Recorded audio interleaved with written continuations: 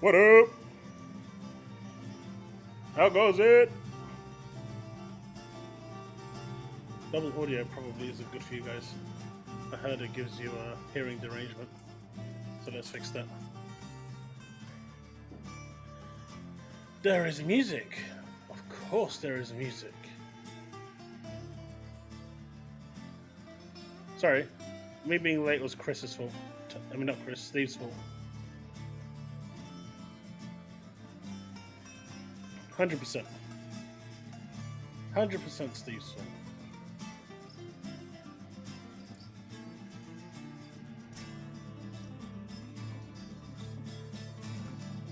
My drinks are here.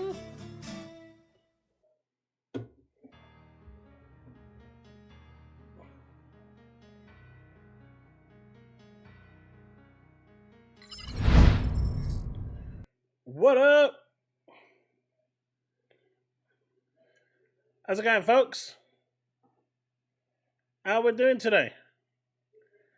It's been a hell of a week. What with Digital Foundry completely and utterly ruining the ponies' lives and all. PS5 Pro is starting to look more like a PS5 poop.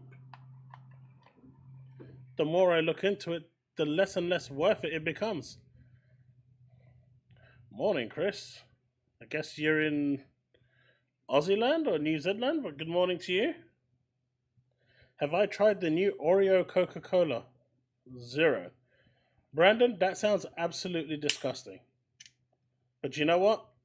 Just for you, next stream, I will try it live on stream and then give you my verdict. I will have a can for Thursday. The missus was telling me about it, and I just, I don't mind an Oreo milkshake, but an Oreo Coca-Cola?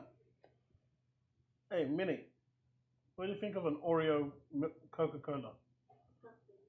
Huh? It sounds bad, right?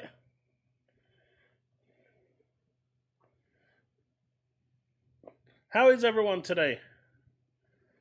Man, so many ponies coming out of the woodworks to damage control that PS5 Pro.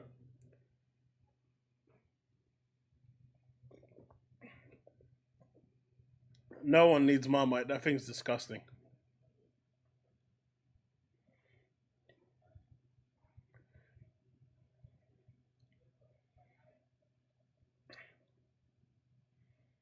The price is just too staggering. I considered it for a little bit, but what I'm seeing online at the moment, it is not worth it.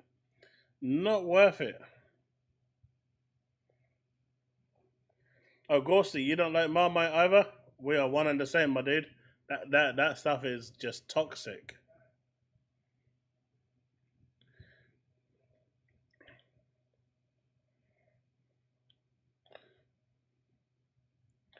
But hey, do you want to know what's pretty cool?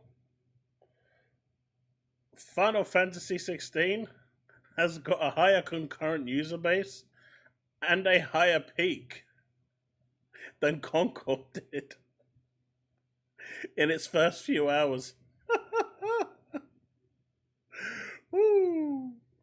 That's funny.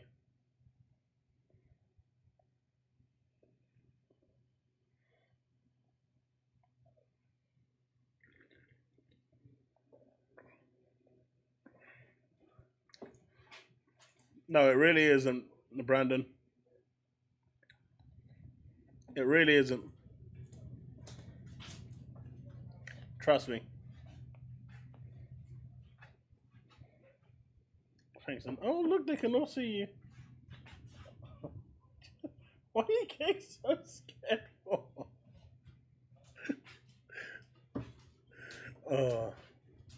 I am armed with a bevy of drinks that should hopefully keep me going for the whole night.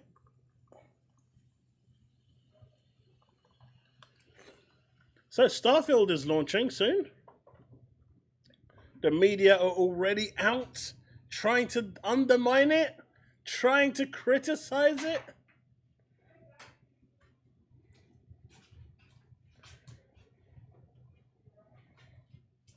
It's not difficult. Hey, look, Goblin was a good game, right? PC Gamer gave it, what was it? 67 out of 100. They PC Gamer basically said that Gollum is better than Space Marines 2.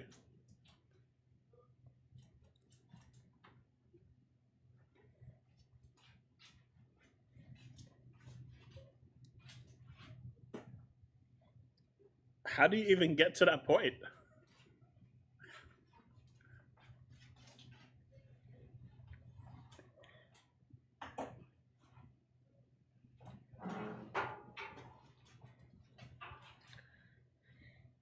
It's been a really weird week, right? Seeing all the media outlets actually going after Sony.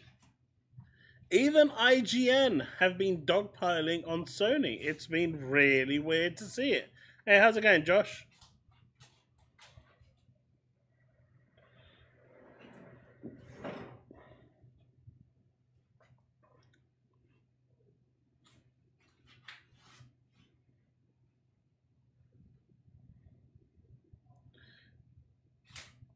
But man, standard users they're getting a bit shafted, aren't they?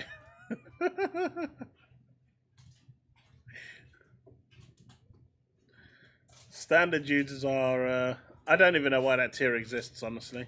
But man, this is yeah, but the media's already started.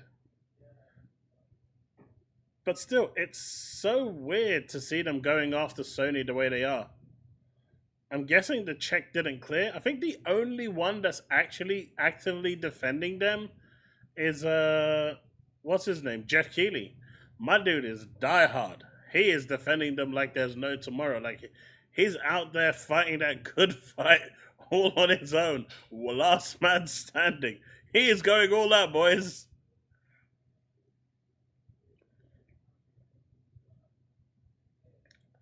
Brandon, Jeff is all out. Hey, Zrogdal, how's it going? Hey, Warhammer. Louis84, welcome to the stream. I'd recommend the Series X. Hey, Taz. Chille! A Series X with a year supply of Game Pass and you're golden. Game Pass Ultimate. All the other ones kind of don't work. I know, right? Jeff Keighley getting community noted was a bit special. I think after that he calmed down.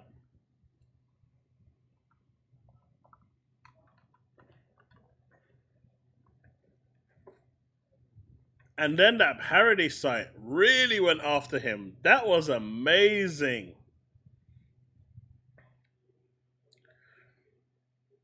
Sony releases the Shoes Pro boot pro licking, something like that.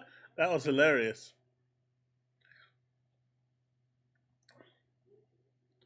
So Shattered Space is a full-on expansion, Chris, as you see on screen right now. It's a full-on expansion with a curated planet. So the planet that you go to is fully tailored. It's not what's the word I'm looking for? Not automated. It's not randomly generated. There's a word I'm looking for, and I can't think of it right now. Everything on that planet remains the same as you would do for Atlantis or anywhere else. So the whole planet is essentially one big sandbox that you go around. That is the whole expansion. Procedural, that's the one.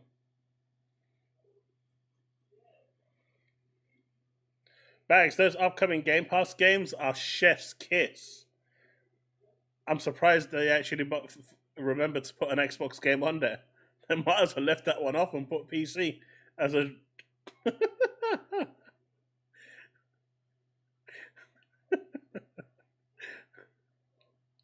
Yeah, that hard drive spot was brilliant.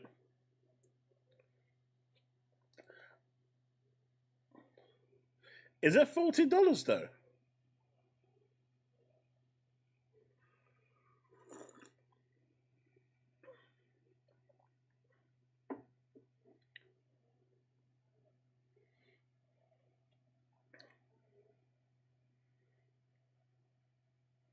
I mean, 50 missions is pretty big.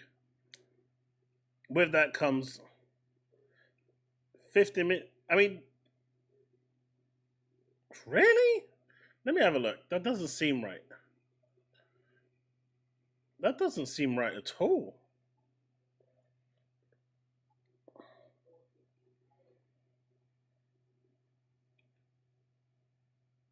Louis, it is supposed to be coming to Xbox. I mean, it's at 30, I get.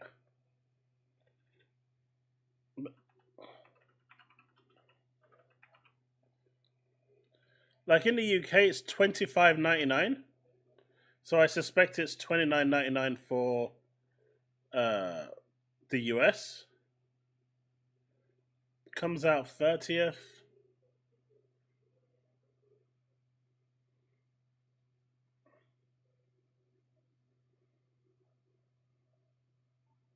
We're going to go through the deep dive as well in this stream. So that's one of the first things we're going to cover. So that should hopefully give you a bigger insight into the DLC. So I personally haven't seen it yet. Oh, Final Fantasy 16 is actually $44.99. That is actually a good price to release it at. Not the usual crazy $69.99. Ah, maybe Canadian, yeah. Canadian pricing is crazy though. And they paid like over 1,000 Canadian dollars just for the PS5 Pro.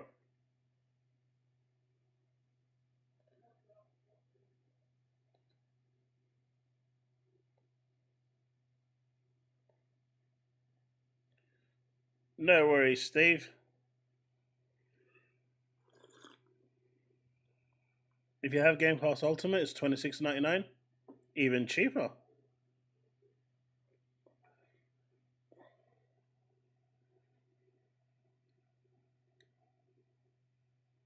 Ah, you don't want the deluxe upgrade. That's kind of done and dusted now.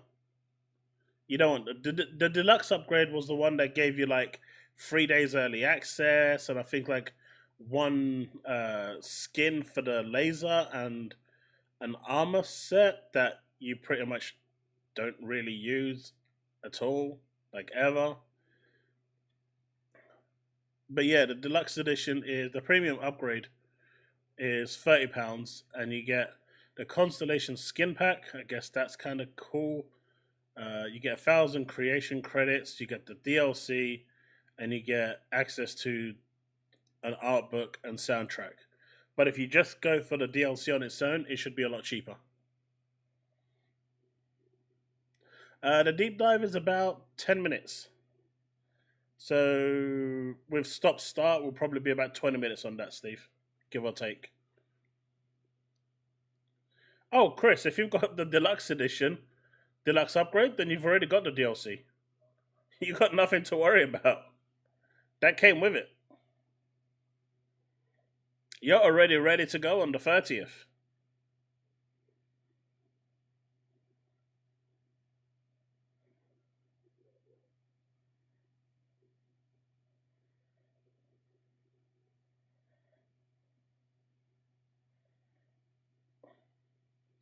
Can I play Boosteroid Gaming on my Series X?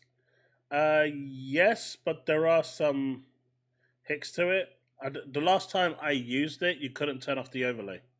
I don't know if you can turn it off now. I mean, it's been a while since I tried it, so I personally haven't tried it since. Mainly because my internet is pleb internet, and well, I'm waiting to move so I can get good internet.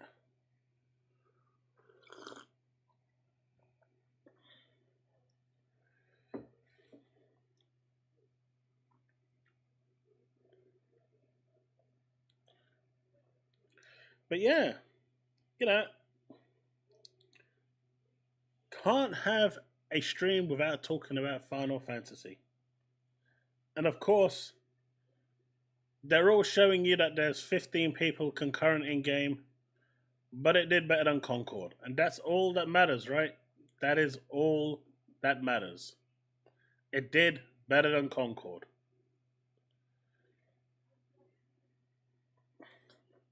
Do you know what, Steve? That one was just for you. Pure bad mind, Just for you. That one was just for you.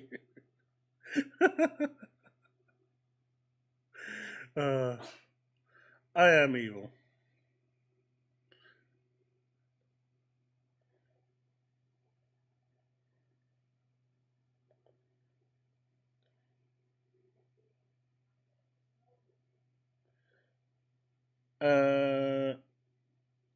If you're talking about Boosteroid or GeForce Now, GeForce Now is the better option right now than Boosteroid, although it has less support. But it is a better service. The ones on GeForce Now and Boosteroid are the native PC versions of the games. Now, if you're going through GeForce Now and if you have Game Pass Ultimate, you can actually use your Game Pass subscription to play the games on GeForce Now. So you don't even have to buy the games. You can just play them through your Game Pass Ultimate subscription once you've signed up to GeForce Now. So that's a nice way. But you do get the PC versions of the game that give you on a nice 4080 rig, depending on how high you go with your subscription. And don't worry about it, dude. Ask any question you want. I'm happy to answer. If I miss it, just re-ask again.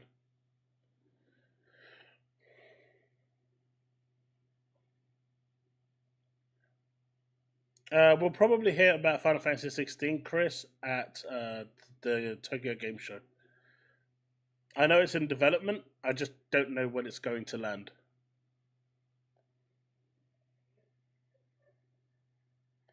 But Bags, what? It's not my fault. Look, I don't know if Leaf is in the chat. Hey, Rabbi, how's it going? I don't know if Leaf is in the chat, but he is a happy subscriber of GeForce Now.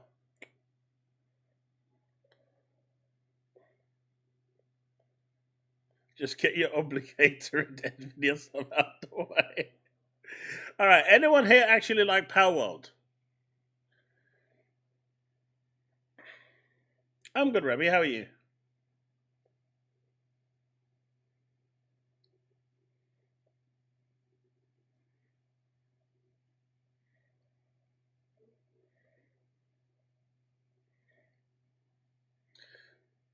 That would be kind of cool. I think 16 could drop into Game Pass.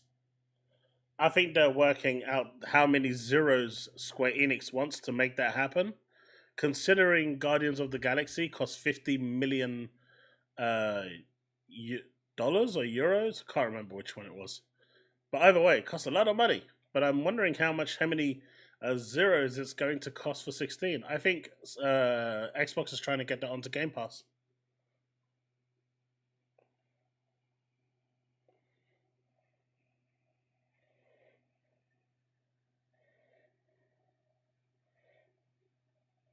So there was a lot of talk about Power World going free to play.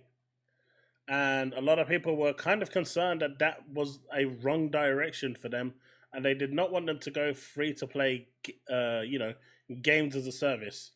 They said that this was something that they talked about quite some time ago as a possible direction for the game, but in the end decided that that was not the right approach for the game. They are not going to go free to play. There's no need to go that way. It's not like they're short of money. They don't want to go the gas approach either. They are happy to go down the DLC approach where they're releasing update after update for their players.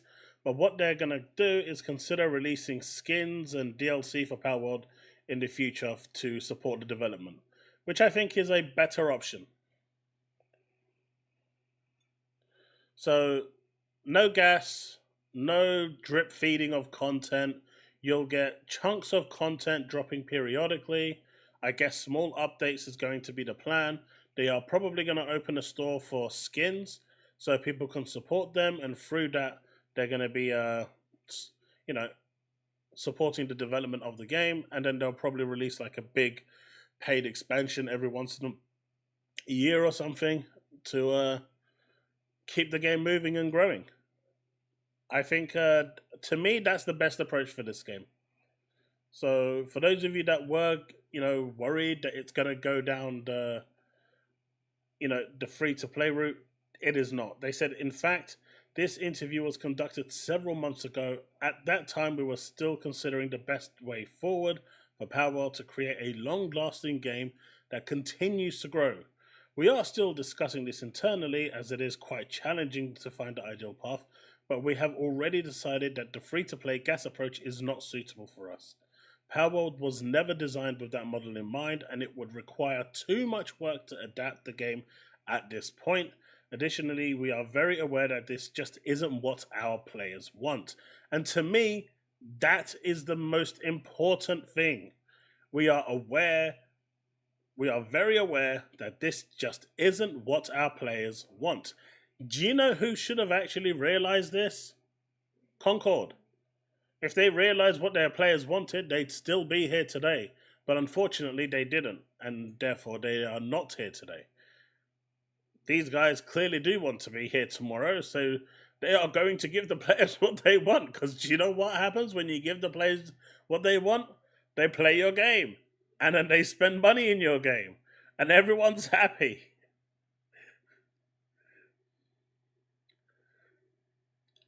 Rabbi, I'm doing okay. A little bothered on my right side, but other than that, I'm good.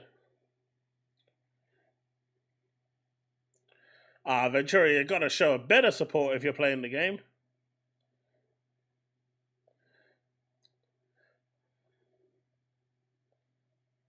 Yeah, Juice X was sad being cancelled.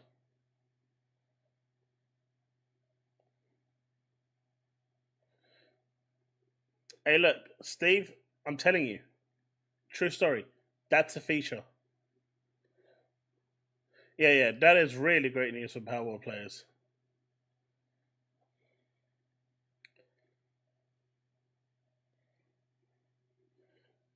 Yeah, because it was just a fundamentally bad game.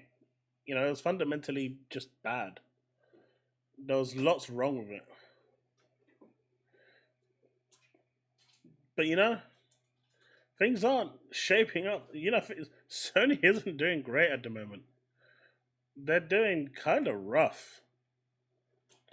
Actually, I'm gonna skip to that part now because I think it's pretty gnarly what's happening there, right? Because we've got the PS5 Pro just absolutely just shocking the world and everyone mocking it for its monstrous eye-watering price that barely gives you any bonus. And don't forget, right, during Cerny's presentation, it said up to 45%. Now, anyone here that is tech savvy will tell you that those up to figures are tested on the most mundane things to try and squeeze out as much power as humanly possible.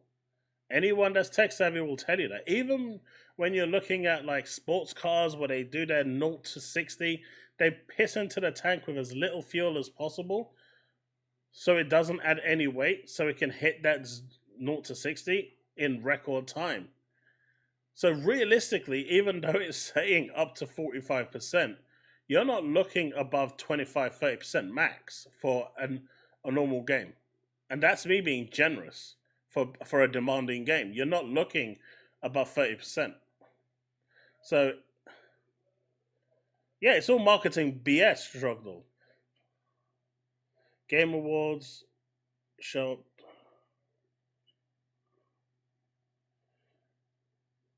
up. I don't think they'll show it at the Game Awards. I think they'll do something separate, Ravi. I mean, it could be at the Game Awards, but I think Microsoft would want. I think Microsoft should show the handheld at the Tokyo Game Show. I hope they do, because I think that's the perfect place to do it. But this is Xbox, and their marketing department can't tell their heads from their asses.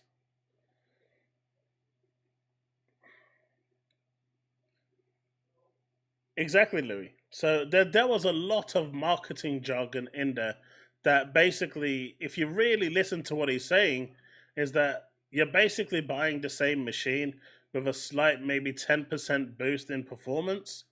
You might get better in, like, say, Minecraft or Roblox. you know, games like that might actually show better, but realistically, you're not going to be getting that in Wukong. You're not going to be getting that in Space Marine 2. In fact, Space Marine 2, as per Richard's comment, can't hit 60 FPS without the resolution crashing down to an abysmal puddle of poo, really. it has to drop the resolution down with the PSSR to crazy levels because the CPU is the same CPU. Why would you release a super souped up GPU performing PS5 Pro and not give you a better CPU? If they had it at 3.8 default with a boost of say 4.1, 4.2, then you could have been talking, okay, now we're talking business. Now we're actually in a realm where things can actually, really progress. But the fact that they're using the same CPU, the same Zen 2 CPU, means that the bottleneck that the PS5 has, if a game is bottlenecked by the CPU, it's going to be bottlenecked on the PS5 Pro.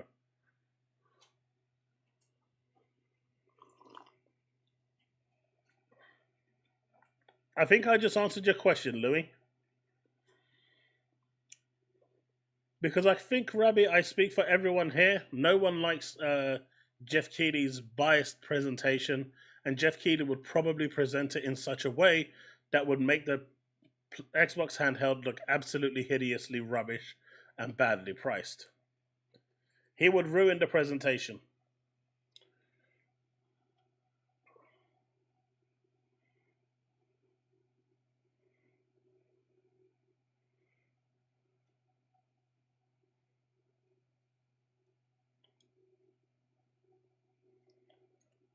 That happens all the time, Donald, with Microsoft. They go through rounds of hiring, and you never hear about the people they hire during the busy times.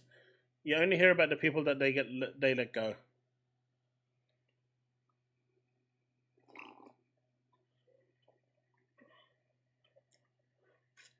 Hey, Sully, DOA means deader than Concord. Ouch.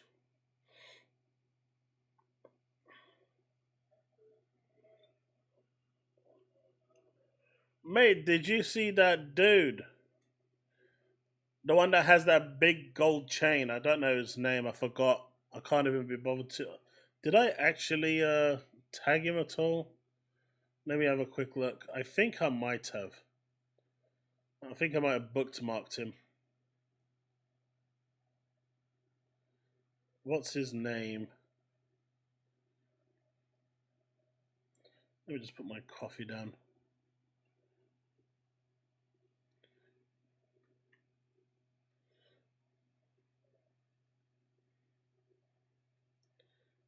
Oh, here it is.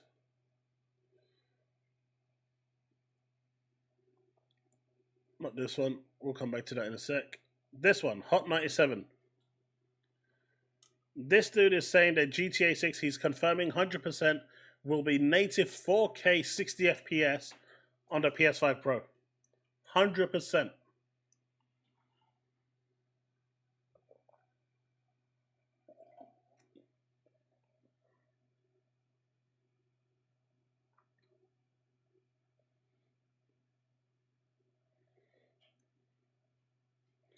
We'll show up Xbox event live stream.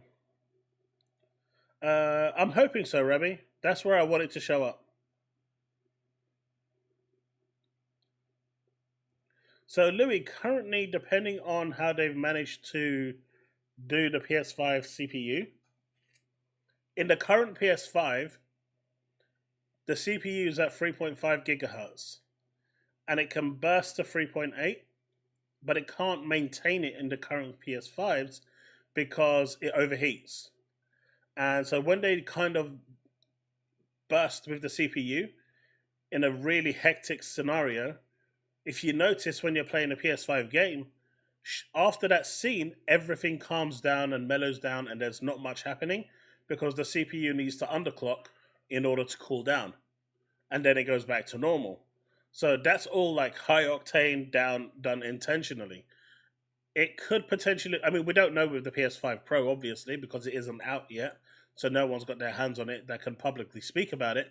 But the PS5 Pro could be suffering from the same problem because it's not that much bigger than the actual Slim.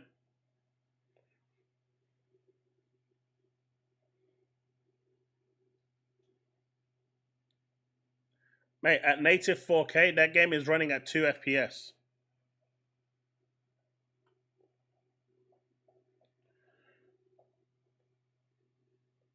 The handheld price, I want it to be 400. I'd say 399. I reckon is a good price, but I can see it being up to like 550. But I think 399, 44999 would be a good price for them.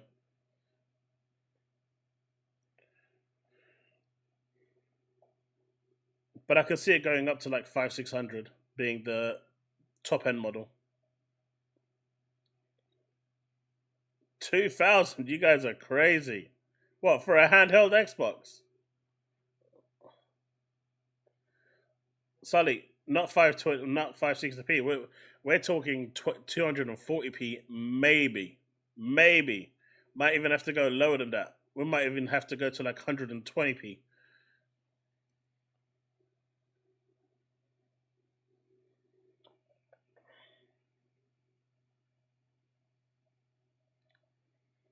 Donald, I think it's going to be competitive with the Steam Deck. I think Asus ROG Ally X's problem is that it's priced itself out of the market. I personally wanted an Asus ROG Ally X, but I can't justify 800 quid for it. It needs to be £200 cheaper for me to be able to even consider it. It needs to be around the Steam Deck and the Asus, Asus ROG price. They're around 500. So paying 100 more, I think is fine. But when you're asking people to pay £300 more for a handheld device, it starts to get a bit shady. I will always be a Windows person, Gray. Make the 5090 bigger than the handheld. What are you even saying? Oh.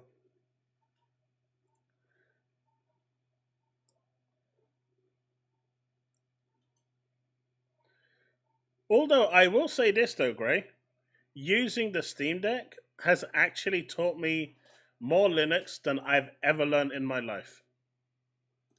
So since buying the Steam Deck, I've learned more Linux, just using it and language, than I did before. And I actually now don't feel lost in Linux because I've had to do all sorts of stupid stuff. Well, normal for you, but silly for me, in order to get those launchers installed so I can use them, having to go through the command line. I actually started to learn how to use Linux. So, you know what? I'll take that as a plus and a win.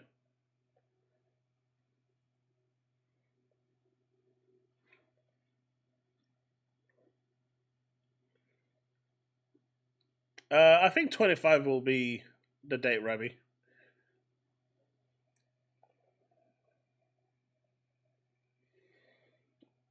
Okay, that's the coffee done. Put the coffee aside. But yeah, I think this dude is really high on copium. I don't know where he's been or what he's doing, but if he thinks the Pro, which is CPU bottlenecked, is going to run this, I mean, there's no way. I don't even know if the 4090 will be able to do it, let alone the goddamn PS5 Pro's 6800 GPU. But man, those are people capping for the 4070s. They're going to look real stupid when this shit comes out.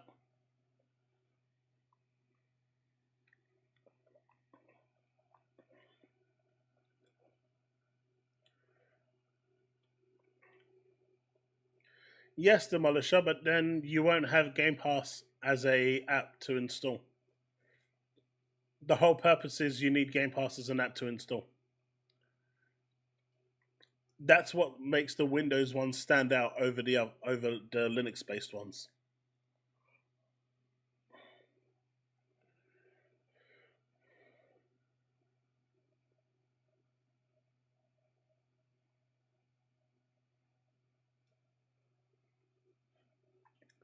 But this was actually quite interesting, right? Console hardware market share in Asia, excluding Japan, mind you, as per Nico Partners, Xbox Series and One having a almost 17% market share in the Asian market. This is obviously excluding Japan, where their presence is almost non-existent. But that's pretty impressive.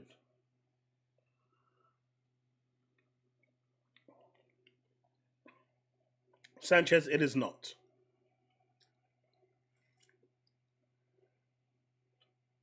Brandon, it will not catch that.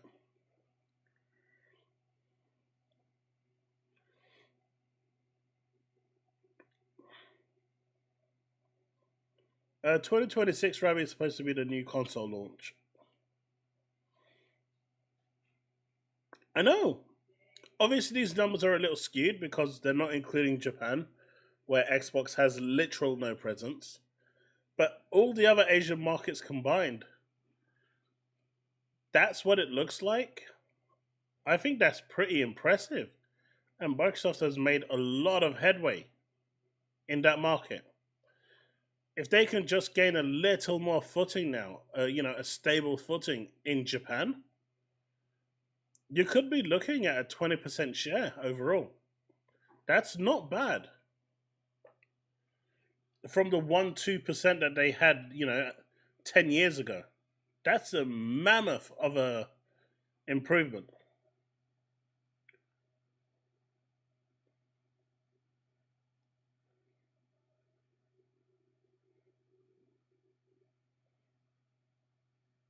Oh, that is good, Brandon.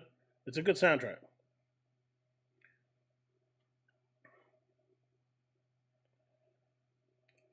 I think PSSR is modified FSR 4.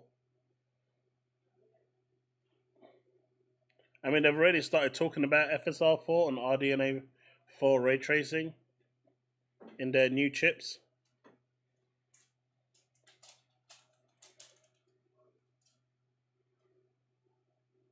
I mean, Bags, that is the new market now, right? That is the untapped market. And they are emerging very, very quickly. There'll be no Pro Xbox in 26. The Series X is the Pro. Oh, you did mean 4? Okay.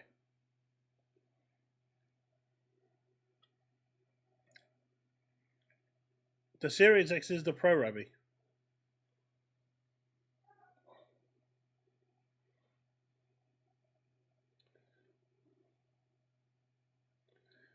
Oh yeah, pretty much.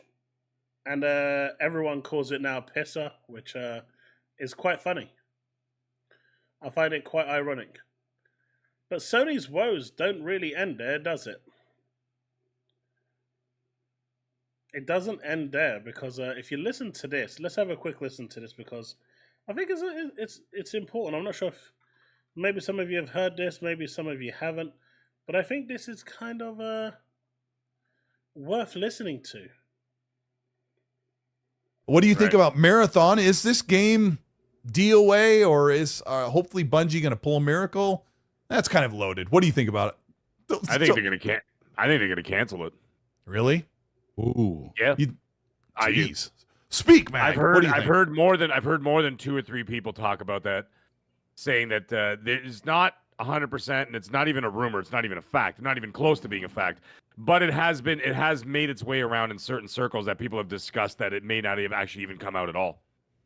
So that's a possibility. I mean, personally, at this point, depending on how much money they poured into it or whatever, Bungie has been a failed experiment from company to company to company for years, apart from Destiny Destiny doing what it's doing. But them as a company is a failed company. I'm not talking about their final product.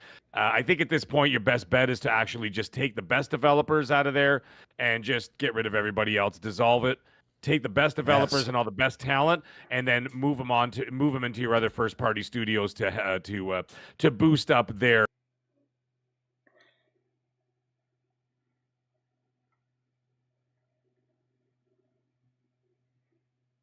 I don't know. It's obviously a rumor because no one's gonna come out and say their source. So I'm not using Mag as a source. I've seen this in a few places, but this is the only one I had that was a video. Hinklebottom. I've seen this in a couple of other places as well, but it's only in written form and it's not in video form. And me reading out scripts constantly won't make for great content, so having something to listen to just makes it a little bit easier. But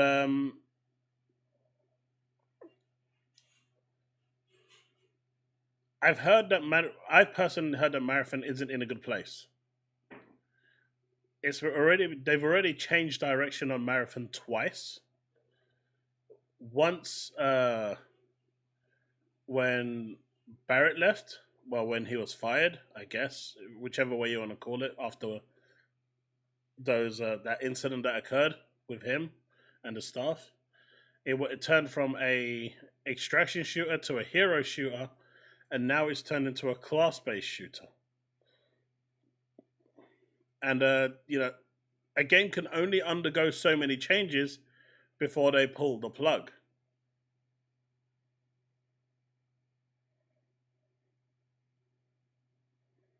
Yeah, the game is not in. The game is. I mean, it does. The game is not in the greatest place. But Bungie as a company at this point, honestly, I'd be surprised if this time next year Bungie still existed.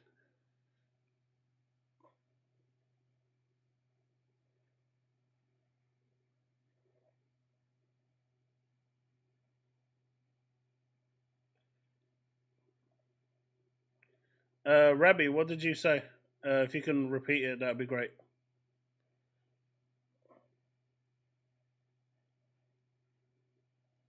I don't know, Fiddlesticks. I'm not taking him as well. I'm just saying I've read this in other places and also other people that I know have been talking about it, and he's not the only one that's actually saying this. Put it that way.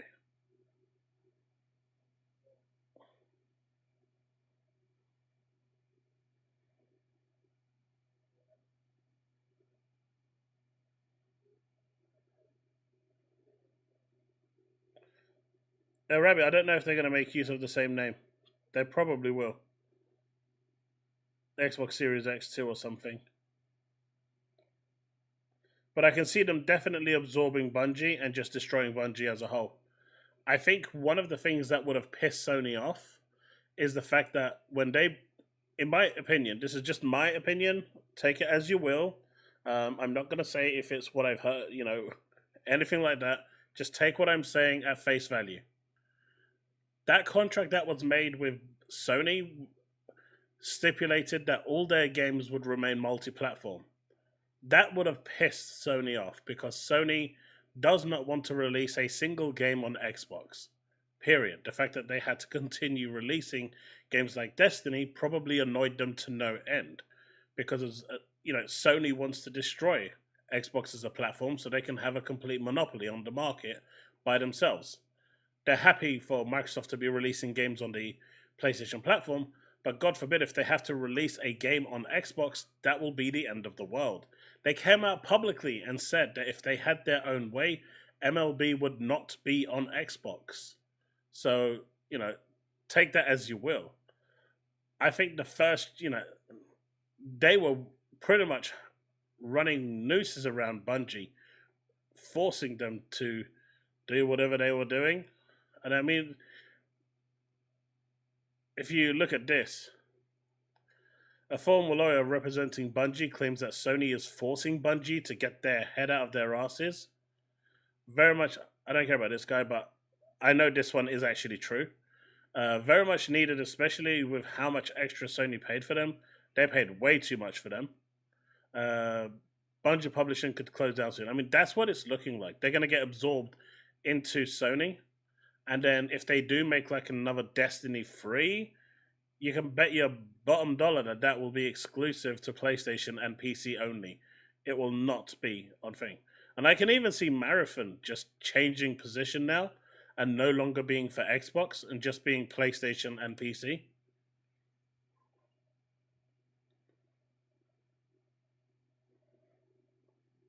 I just don't see it any other way. But do you know what? Chat? Do you remember that scene in Scary Movie? When the guy goes, at the end, when they do that great reveal, when he goes, "But wait, there's more." You all remember that scene? You must remember it, right? You got to remember that scene because that's a pretty special scene. Because you'd think that Sony would learn from Concord. That's the one, Sonny. He's gonna be a screamer. You'd think they would learn from that, right? You'd think. You'd think that they would learn. But apparently, they are preparing and considering to charge $40 for Marathon, a game that is going up against Tarkov, which is free to play.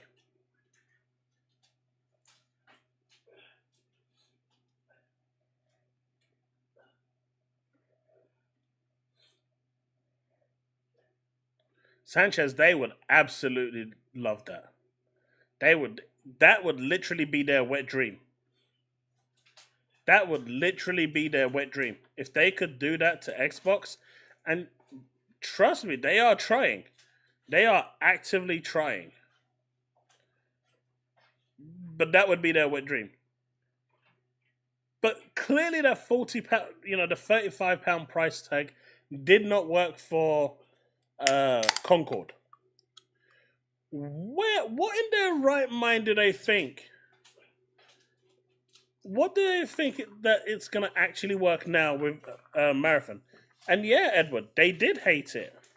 When Bungie brought them in for playtesting, they were not happy. They actually said it was a bad experience and that they would not play it over Tarkov. Apparently, Deadlock is more like a MOBA than a hero shooter.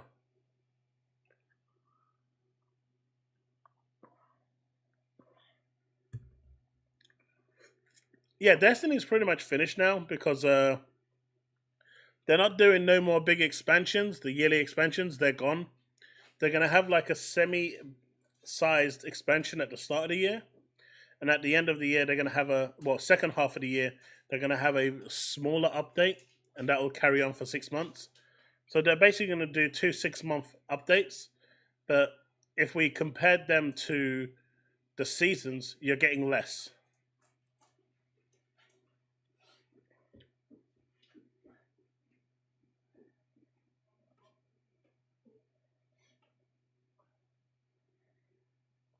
Yeah, I don't get that, Soy too. I don't get that. So if Sony is getting all the third-party exclusives, they've got a strong PlayStation lineup for first-party exclusives.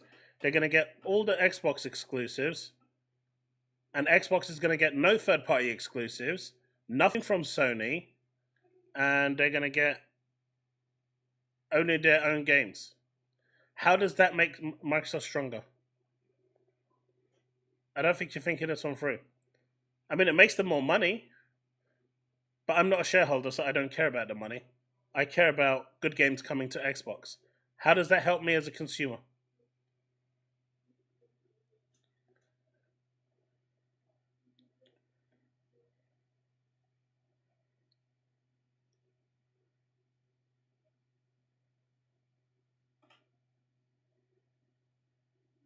Kryissya, like I said, for Microsoft, it's great. As a consumer, how is that benefiting you as a consumer? If you're a shareholder, man, you are raking in the money. Happy days for you, right? If you're a shareholder, that is awesome. But if you're not a shareholder, I don't see how that benefits you as a consumer.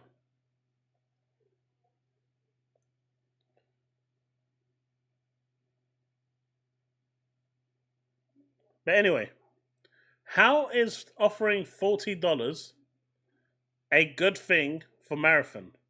Because that worked really well for Concord, didn't it? Concord will be Game of the Year. Do you know what? Schnitzer? Yeah, Schnitzer. If Jeff Keighley has his way, you bet your bottom dollar it's going to get nominated. It does benefit puppies, to be fair.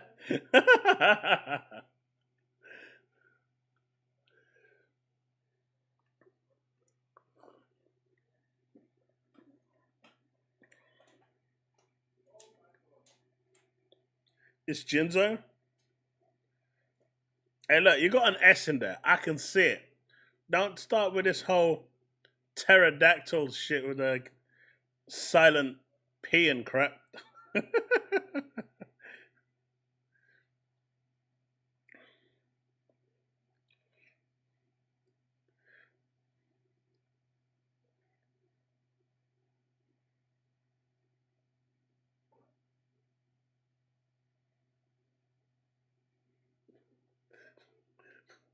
But yeah, like, it almost seems like Sony just doesn't learn. Bungie's class range launch price will be $40. And here we go again. $40 isn't a bad first impression price. What?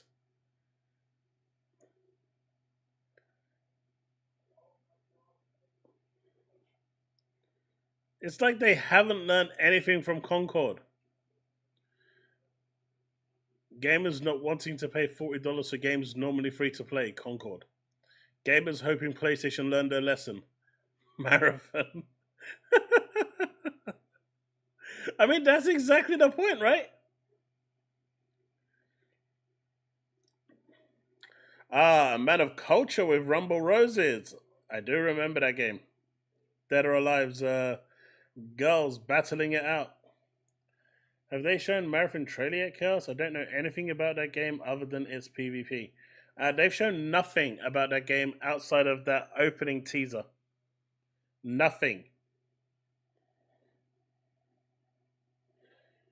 Nothing at all. There's been nothing. All we know is pretty much what's listed here. Outside of the fact that Sony's hoping for Helldivers, Helldivers became the fastest selling PlayStation game.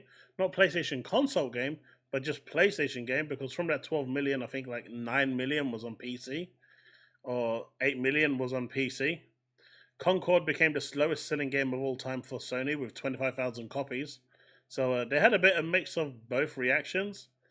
Marathon apparently is coming to thing. I seriously doubt it will go to Xbox at this point.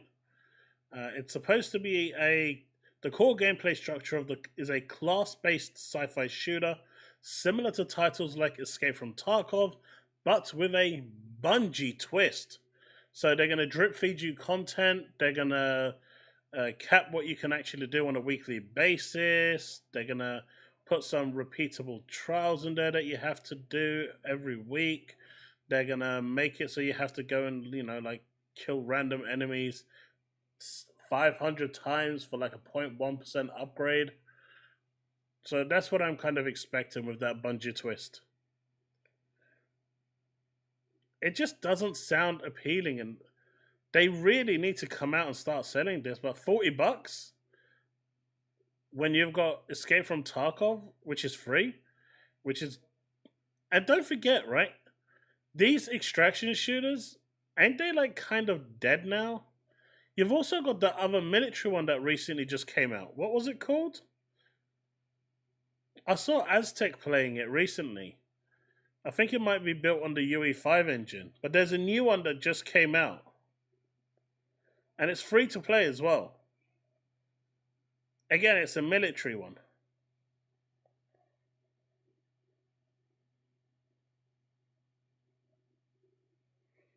You know what, Jinzo? PlayStation Home was actually dope. I kind of wish Xbox did something similar to that. That was a really cool place. Where you could actually go in, invite people around to your place, show them your achievements that you've done in games.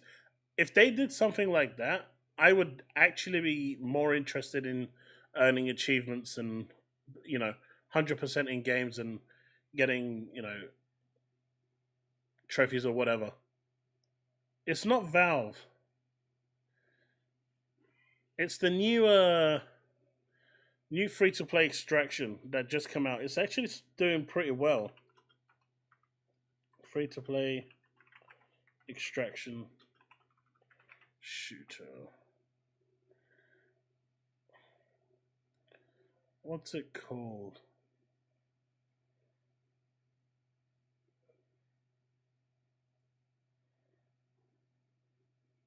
Delta Force.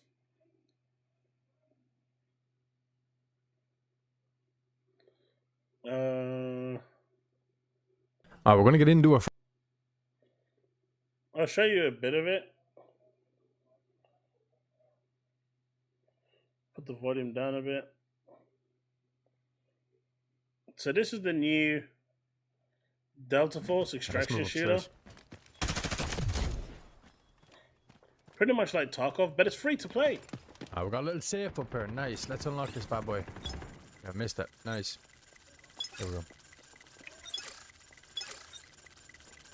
Boom, boom.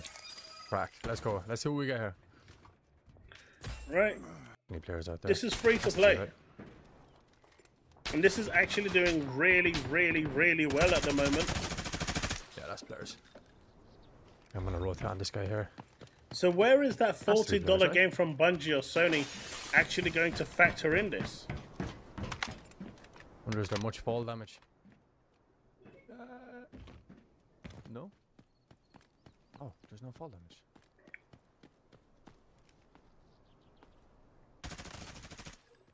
There we got one guy. Our first kill, let's go, boys. There's one more on the outside that wall, I think. Do a little bit of a loop. I mean, I just don't get what people at Sony are thinking.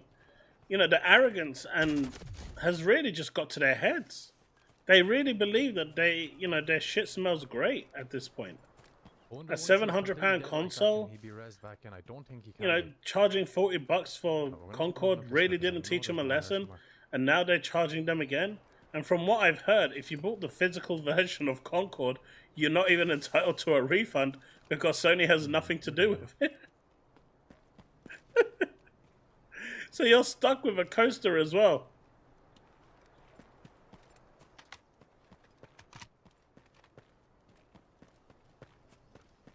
Yeah, it just cannot, Kira. It cannot compete at that price tag. You don't do that. Now, a game like Battlefield or COD, I get it because it offers something different. You know, the actual... Even though the PvP is the main focus, it comes with a campaign. At least now they do. They try to cut back on the campaigns and stuff. But, you know, I get those charging. But as we saw with, what is it? Diablo, right? As we saw with Diablo 4, it made over $1 billion. And there's our second kill. And I think like 700 million of that was retail. But in the short time that it actually was available on Game Pass, it made like 300 million in just microtransactions. Right, in just microtransactions, it made around $300 million in that short period of time. By the end of the year, it's probably going to make like 500-600 in total. That's crazy money just off microtransactions. Gunplay feels very good though, to be fair. Very smooth, very similar to like Battlefield Call of Duty style. There is no slide in this game though. Not that I've found yet. Maybe there's Louis? Maybe. But with Sony already starting their warpath down the we don't want physicals anymore, what do you think that's saying? Right? What message is that sending out to people? Because that's not a great message to be sending out, right? That is not the message that you want to be sending out.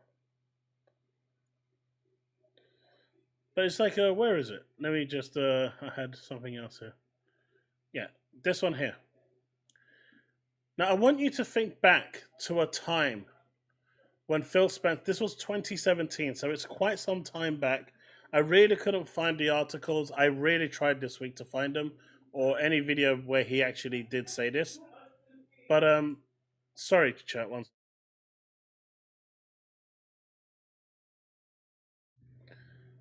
But just listen to the language being used here, and tell me if this does not sound like, word for word, what Phil Spencer was saying. We are trying to increase the overall market by expanding content to PCs. There is no doubt that home consoles will be the core of our business. I mean, just this year, right? During the business update, the Xbox console is our core, is the core of our business. Over at the Gamescom, the Xbox is the core of our business. It's always the core of our business. That seems to appear in every single speech. That is PR speech for it's going. We are moving over to other hardware to make sure we can make more money. But by offering these titles for devices other than home consoles, like handhelds, the Switch, PCs, we will reach a wider range of customers. To me, isn't that exactly what Phil Spencer said at the beginning? In 2017, when he was starting to port games from Xbox to PC? Isn't this what Phil was saying? This is the CEO, the co-CEO of Sony saying this. Hideaki Noshini. This isn't Phil Spencer. This is Hideaki Noshini. This is the head of Sony's co-CEO saying this.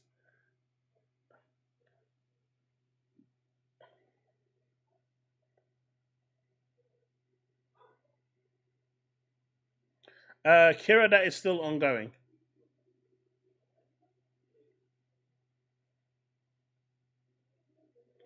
Sin, Bungie isn't. There's rumors going around at the moment that Sony is trying to swallow them, absorb them entirely. And it's probably going to happen at some point in the next 12 months. I can't see Bungie continuing the way they are, bleeding money as an organization. They're going to be absorbed, and then all the heads of management are going to be booted out.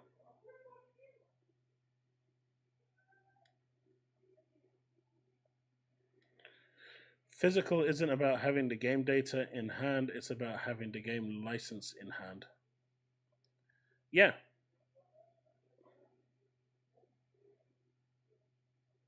But how is that any different to having it, I guess, digitally? If you've got it stored in like a separate hard drive.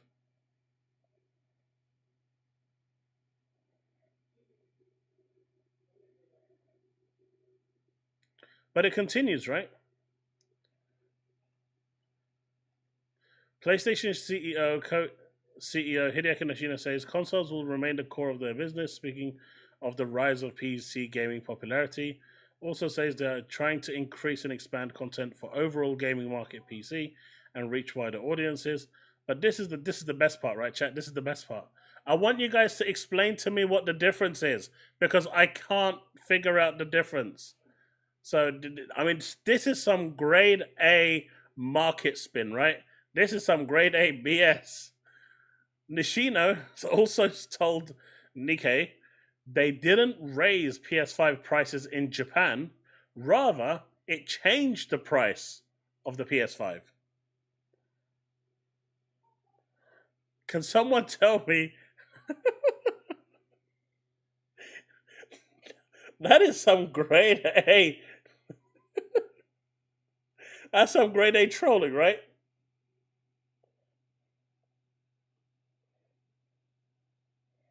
Invictus, you can, but both platforms are eventually going to stop it. I can see the PS6 being the PS6 and the next Xbox console will be the final physical consoles.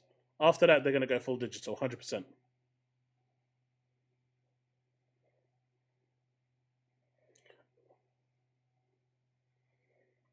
I'm surprised they didn't go digital sooner. That's not because I've got anything against physical. It's more that these companies lose so much money due to physical gaming and secondhand stores that it must be atrocious how much money they lose. I mean, just look at Spider-Man 2 when it launched, right? My local computer exchange had around 50 copies secondhand after 2 days. After 2 days, They had around 50 second-hand copies. That's pretty much brand new. And they were selling it like £10-15 cheaper than retail. So everyone that went there and bought a copy for £15 cheaper, none of that money went to Sony. All of that money went to the second-hand stores.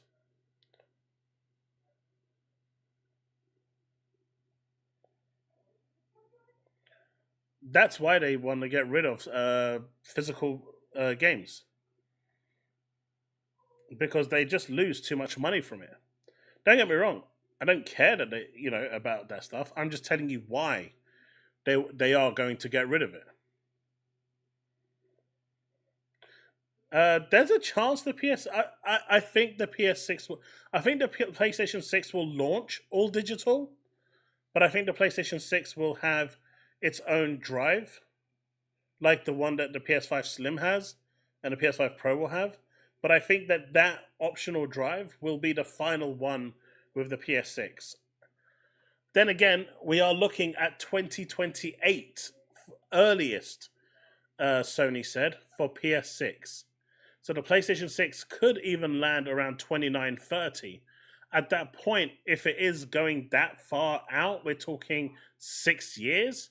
I'm more inclined to agree with Destin. At that point, I don't see a drive happening in 6 years' time. So if Sony is really actively delaying the PS6 until 2030, that's a long time for the Pro to still be alive. I mean, just think about it. The Pro's going to be the new Series S at that point. Can you imagine that? The Pro's going to be the new Series S. Then everyone's going to start mocking that for the exact same reasons, and all the ponies are going to get upset.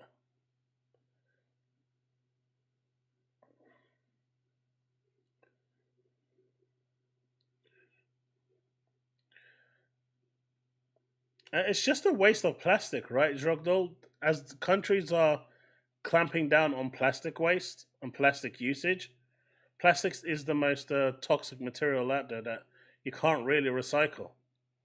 It just degrades. Even degrading is not. It doesn't even degrade, and you can't really burn it because it releases toxic fumes. So they want to get rid of plastic waste.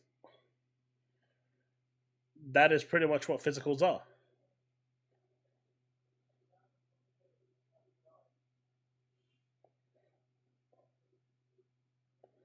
But I don't, by 2028, 29, between 28 and 2030, I don't even see the optional drive anymore. I think that will be it. I think it will go full digital. I just don't see it. They're going to make that jump.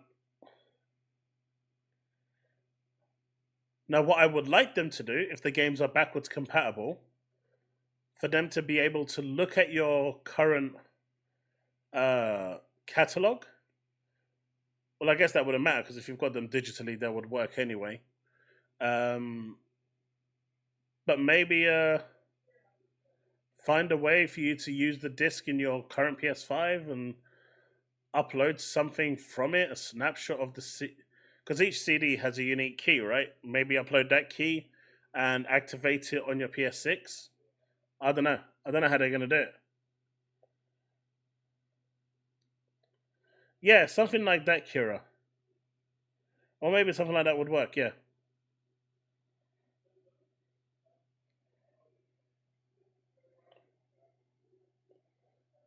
So, because of the way things are going, if Sony said in the FTC trial, they don't see they're not releasing the PS6 any earlier than 2028. And that's the absolute earliest they will release it. There's no plans to release it any earlier than that. That is the absolute earliest that they will release the PS6. So if that's the absolute earliest, you're looking 29, maybe 30. They're going to want that the PS5 Pro that's launching this year to at least go for 4 years minimum to justify that £700 cost, maybe even 5. They're going to try push it. They really are going to try and milk it. PlayStation gamers are going to be gaming at 240p with their pisser technology, whereas when Xbox releases their new console in 26, they're going to be quite a bit ahead. And who knows? If Xbox decides to go down the reference route, like I've been saying, you could potentially have a new console every year. It'll basically be a PC, right? It's crazy, but I see it pretty much going downhill, really.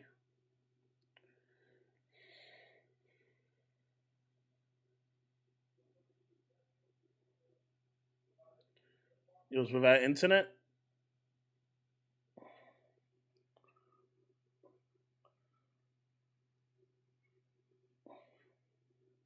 Mate, Zrogdal, you know what I did when I was in that situation? I went to the local newsagent, paid 99p for a SIM card, took my spare phone out, plugged the free phone in, put a £20 unlimited bolt on, tethered that to my TV, and put Netflix back on. Hassle free. Had that for a month.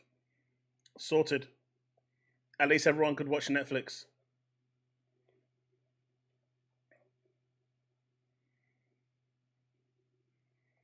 $60.90 is yours.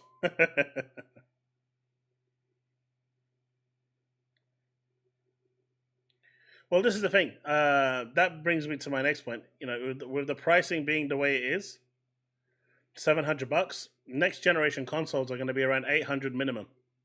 I mean, the PS5 Pro is $800, right? If you buy it complete, it is $800. Did you know that? I don't know if this is 100% true. So, you know, I'm just going to put this out there. But on the PS5 Slim, you get a little plastic leg, apparently, that you put underneath to hold the PS5 up so it doesn't tilt. You guys know what I'm talking about?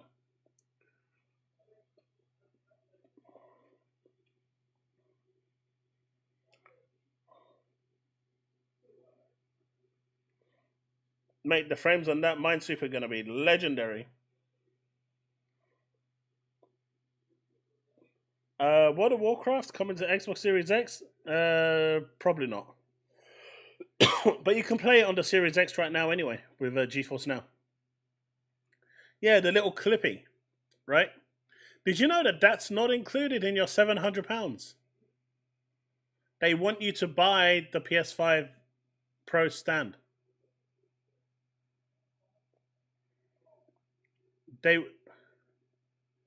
That's not included, apparently. They want you to buy the stand for $30.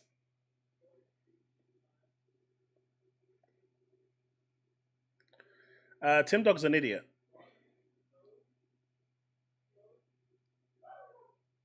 So you're telling me more expensive technology is going to cost you cheaper?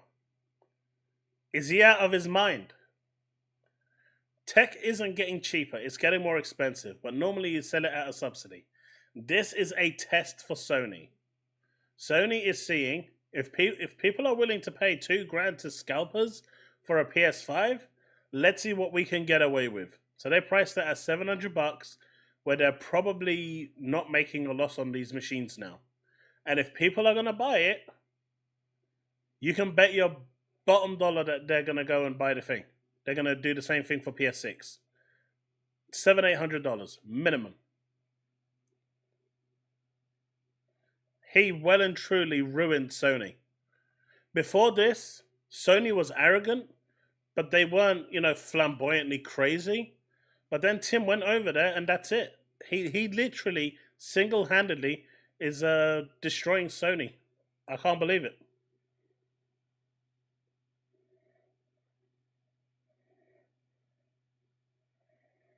I don't think they're going to do it, Rabbi. I think they're just going to let you play it for a GeForce Now, which you can do right now. And look, I didn't even want to mention GeForce Now, okay? I'm being forced down this road, so that doesn't count.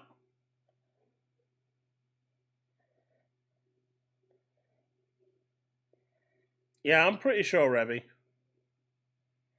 I'll be surprised if I see World of Warcraft. I'd love to see it. I think it would be good. I just don't know if there's a market for it. But I think it would be good.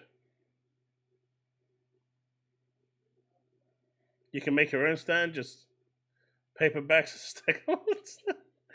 Goggle. I was telling my kids the same thing today. Just get a couple of hardback books and just put it underneath. And there's your stand. It's done.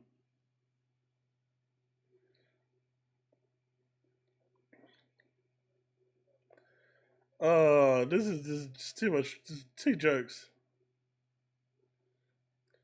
I'll tell you what, Jesse, ever since he blocked me and I blocked him, it's been the best thing on my social feed. I don't have to hear him crying anymore.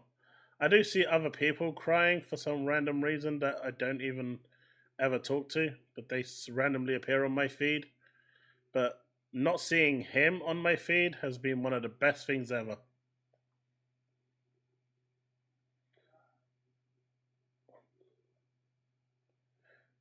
Rabbi, the reason why it won't happen is because Xbox still doesn't have native keyboard and mouse support. And the controller support isn't great on controller. It's possible, but it's not great.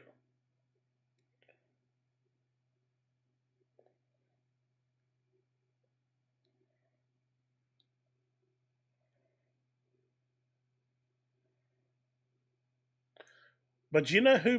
But there is someone out there who believes that the $700, $800 price tag is actually justified and is actually something that is worth investing in.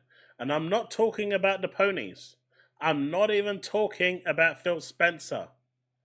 There is someone out there who genuinely believes that this is a good price. It's not even Jeff Keighley. It's the CEO himself.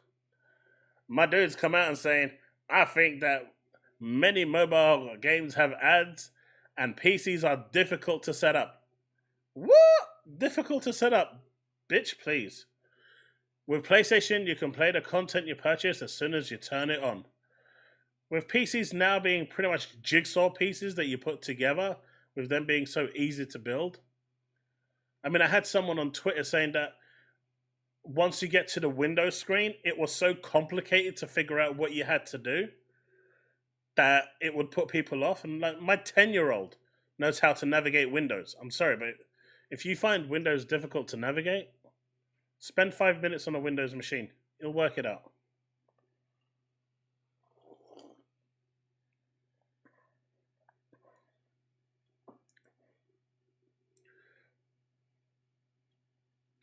Warcraft does have it, but it's not great.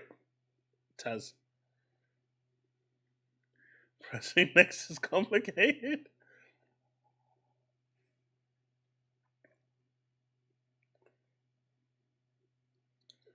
Oh, that would be awesome. Ginger. There's that robot, right, that actually transforms.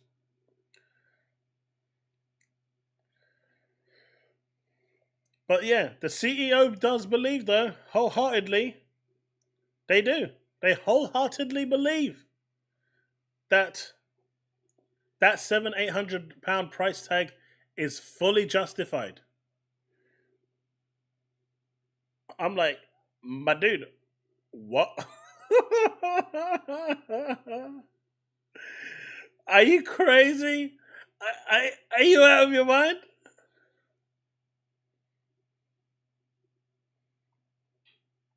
The handhelds exist, so man, it's crazy. But it's like my 10-year-old is like a whiz on keyboard and mouse.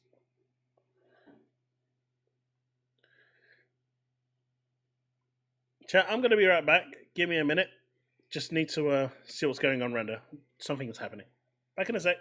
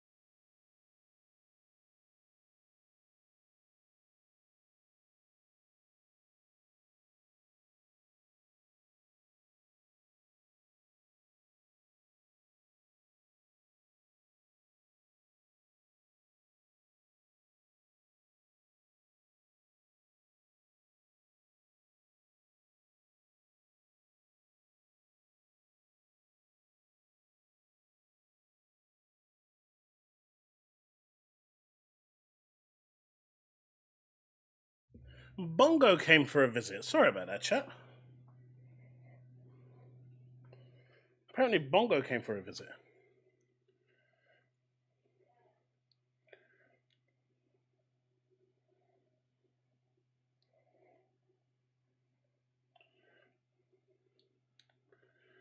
But man, at least there's the CEO that believes that this can actually work, right? At least the CEO believes that this can actually work.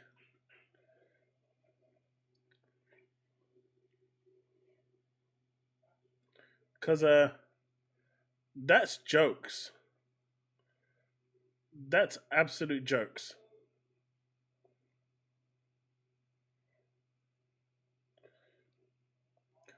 So just to confirm, how many in chat is actually going to buy a PS5 Pro?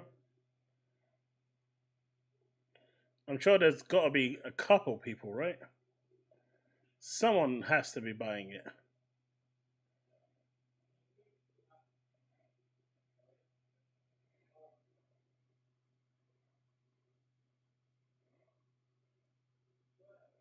Day one, Chris Jones? There you go.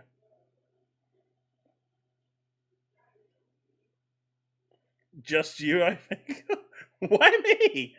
I didn't say a bike one. What is it with you and actually turning around and telling me?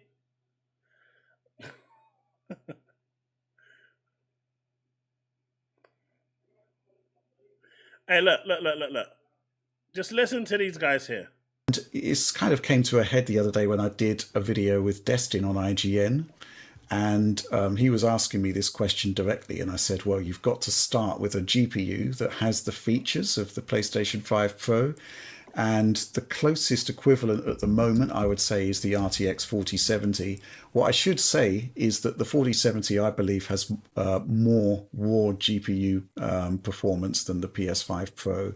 I do think it's over 45% faster than the base PlayStation 5. So we're talking about a downclocked 4070. And I mean, who the hell uses a 500 megahertz downclocked 4070? How do you even compare that to what? Can you even call that a comparison at this point? No, but he's saying an underclocked 4070, right, Goggle? So we're talking the 4070, not the Super, but the 4070 standard is about 2.5 gigahertz, right, in speed. We're talking like a 500 megahertz underclock speed here, which is huge in graphical performance, by the way. People overclock like crazy and spend so much money in overclocking kits just to get an extra 100, megahertz or 200 megahertz. We're talking half a gigahertz of underclocking here, potentially more when it overheats. That's not something that you just wash away and then say, yeah, it's really close. It's a 4070. It's definitely a 4070, which isn't what Richard is saying here. He's saying that it is significantly underclocked.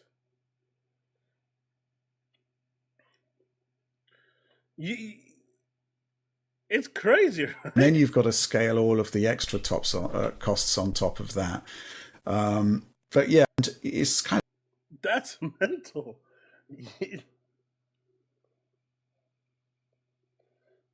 It's absolutely just ridiculous what they're actually saying there. But I think where was it? I had one more clip that I wanted to play because that one was good. Let me find it.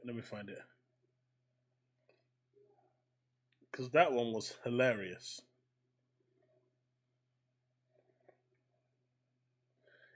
So after what Richard said there in the same stream, I would say, depending upon what you want to do with the PlayStation 5 Pro, maybe you don't need to buy a PlayStation 5 Pro. If you want to get 60 FPS in every game, don't get a PS5 Pro. I don't think that's what it's supposed to do. That's where you'd start looking towards a PC. Because the weakness in the PS5 Pro is still the CPU. I think the GPU is really fine for great looking visuals in most games, especially with PSSR, as we just saw. But if you want things like path tracing, or you want 60 FPS no matter what, or 120 FPS no matter what. That is not what a console is. That's when you start looking towards PC. And then honestly, stuff like an RTX 4070 is actually like a good notch higher than the PS5 Pro, in my humble opinion, just because I feel like, yeah, like Rich just said, like it's going to be better than that 45% that Mark Cerny quoted. But it's also like, if you do turn on ray tracing, then it gets a lot better. I think we saw that in Alan Wake 2 when I compared the difference between an RTX 3080, which was better and rasterized, but the RTX 4070 had like 50% higher frame rate with path tracing stuff on. It was like nuts. Yeah. It was way better. So yeah, these are not one-to-one comparisons. They can't ever be at the moment for price, but I think it's just like the price of the PS5 Pro makes it where you can start considering different things that are, yes, more expensive. PS5, a PC will be more expensive than a PS5 Pro. That's rough, man. That's rough. Is still the CPU. I think the GPU is really fine for great looking visual. I don't think that's what it's supposed to do. That's where you'd start looking towards a PC, because PlayStation 5 Pro, maybe you don't need to buy a PlayStation 5 Pro. If you want to get 60 FPS in every game, don't get a PS5 Pro. That's burn, man. That's cold. That's cold. Sony's check is not clearing for these guys this week. This month, they are not getting any check cleared. Not at all. Chris, in theory, graphically, it's possible that the PS5 Pro may have better visuals, but in frames, it is not. And unless you're willing to play at like 600 internal resolution or 540 internal resolution, good for you if you are on that one. If a game is CPU bottlenecked, the Series X will outperform it. GPU bottlenecked, the PS5 Pro will outperform. But CPU bottlenecking, the Series X will outperform the PS5 Pro.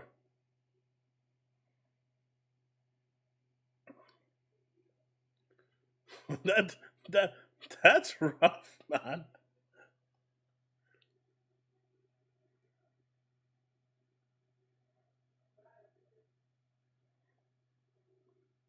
So the one thing that the GPU has is that new ray tracing technology that's custom, that they worked with AMD. So AMD has just recently announced their RDNA 4 ray tracing that's going to come with the new cards.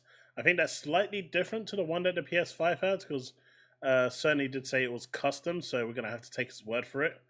But outside of that, in terms of raw performance, it's not a 4070, it's not a 7800 XT, it is closer to a 6800 in terms of, graphical performance. But the ray tracing is going to be, well, on paper at least, is, pretty damn good.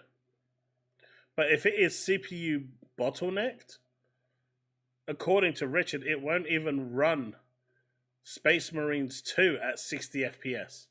It is still going to have the same problems that the PS5 has, because it is the same CPU.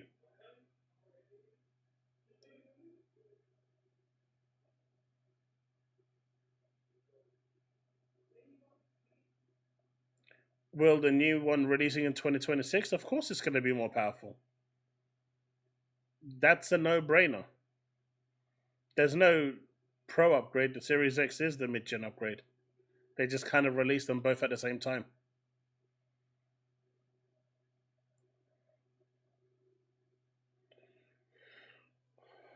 Final Fantasy still doesn't sound. Why not make the... Because Final Fantasy was designed with a controller in mind. You don't need a keyboard to play Final Fantasy 14 at all. Everything is incorporated into the game. Virtual keyboard, the works. I don't even know if World of Warcraft even has a virtual keyboard. Any WoW players in here that can confirm whether WoW has a virtual keyboard? Because that would be a first problem. You can't type, you can't communicate. GTA is also CPU dependent, Droggle. A number of games are CPU dependent.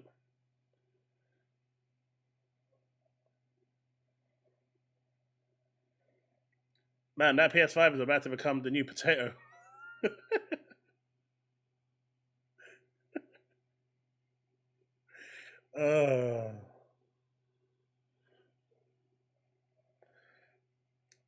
Mate, Steve, the next Xbox is going to get the 6090.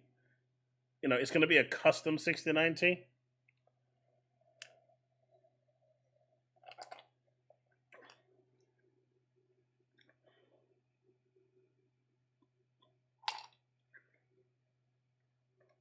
But even now, I'm running a 3090 Ti, and I can still play every game, more or less, at Ultra, at 60 FPS plus. I think even Wukong runs 60 FPS plus for me, as long as I don't have ray tracing enabled. Ray tracing just dogs on my PC.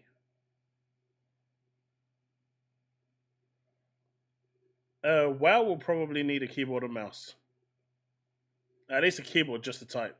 And Xbox hasn't enabled that feature for home consoles yet.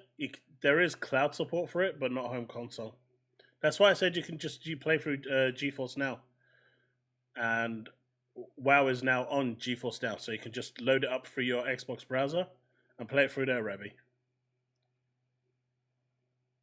There was a bit of talk about that Diablo, and that is actually something that I mentioned in one of my other videos, because Microsoft and Nvidia, their partnership is growing quite strong and rapidly. You can see this through their collaboration with GeForce Now and other aspects of Nvidia's industry, where Microsoft is showing more and more interest and investment. And it does look like potentially that the next Xbox, which is potentially going to be a hybrid, is going to be Nvidia powered. That will be interesting, because what will that mean for backwards compatibility from your previous consoles? The OG Xbox, 360, Xbox One, Series X. How will they run? So I guess time will tell if that is the route they're going down. But if it is, it'll be interesting to see how that all works out. Alan Wake 2 on X still outperforms the Potato 5. Series X looking mighty fine at $300 less. It does. I think it actually it outperforms the PS5 Pro as well, because it is, again, I think it's quite CPU dependent. But with that one, the PS5 Pro increases the ray tracing and still runs at 30 FPS, but because of the ray tracing, it knocks the internal resolution down to 800p. Like, that's getting ridiculous now. At least keep it at a minimum 1080p like Nvidia does. Nvidia's performance DLSS knocks it down to 1080p, whereas their quality knocks it down to 1440p. They should at least do that, but it looks like there's no limit to what the pisser can actually downscale your internal resolution to. That's rough.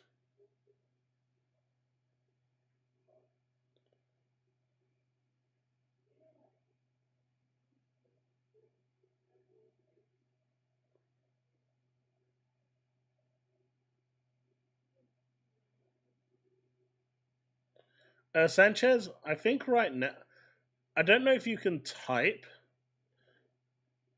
or how you're going to type without a keyboard, but I do know that people are playing WoW right now using GeForce Now on the Xbox through cloud streaming.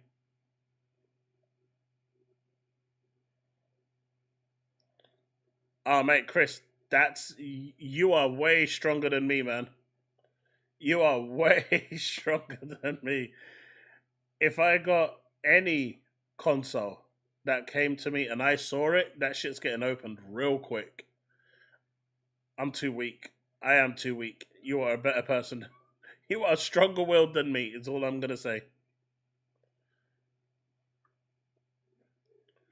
Potentially, Kira, yes.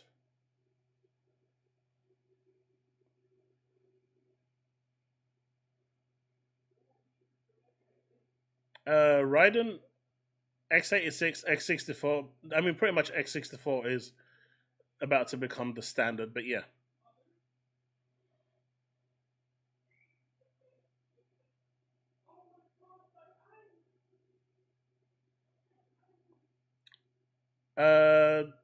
We'll have to see, Rabbi.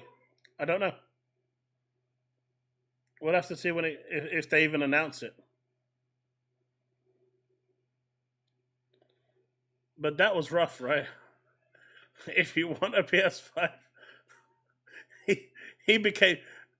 I mean, this dude became PlayStation public enemy #1 within 4 seconds of. All he had to say was this. All he spoke was for like 10 seconds, and he became public enemy #1. PlayStation 5 Pro, maybe you don't need to buy a PlayStation 5 Pro. If you want to get 60 FPS in every game, don't get a PS5 Pro. I don't think that. Mate, this dude became public enemy #1 in 12 seconds. There's a hit squad out for him after he made this speech. Those PlayStation fans are like, these Nintendo folk, they have nothing on us, man. Hit squad, we found his location. Go get him.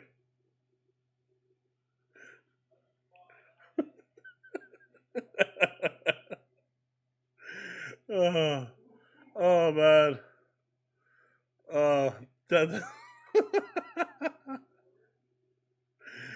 Oh, good Lord.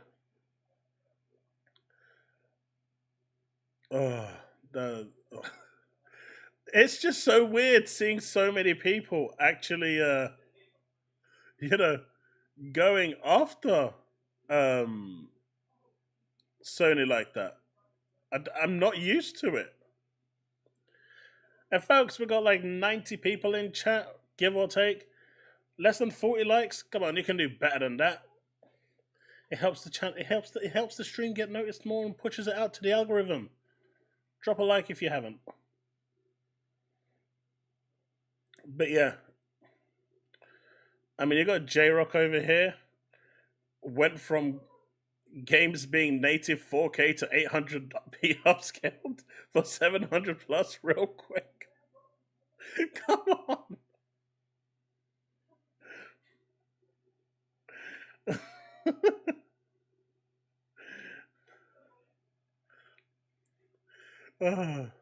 What do you mean, though, Steve? Right. I guess I'll have to change this background now. And I thought you was a Gears fan. I'll change it for the next stream. He'll be hiding up in the Kremlin.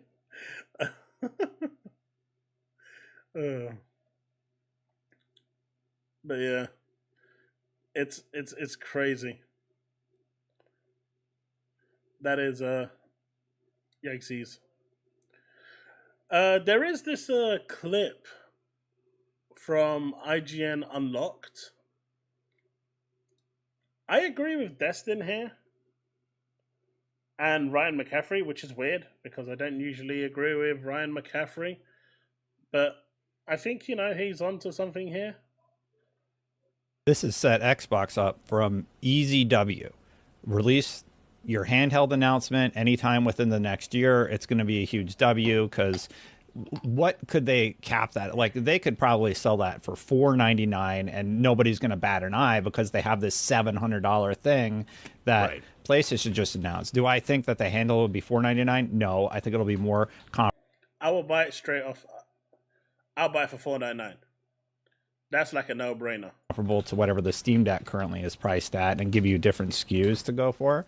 And then whenever they announce the next console, I bet that they were not targeting $699 for their price point. They were probably targeting $599 for their price point of the most powerful console ever. They just got 100 extra bucks that they can throw into that thing to make it even stronger in terms of a value proposition for anybody who wants that experience. So I think this has set Xbox up for a W. I think them sitting out of the mid-gen refresh is going to result in a chance for them to regain their footing and see success.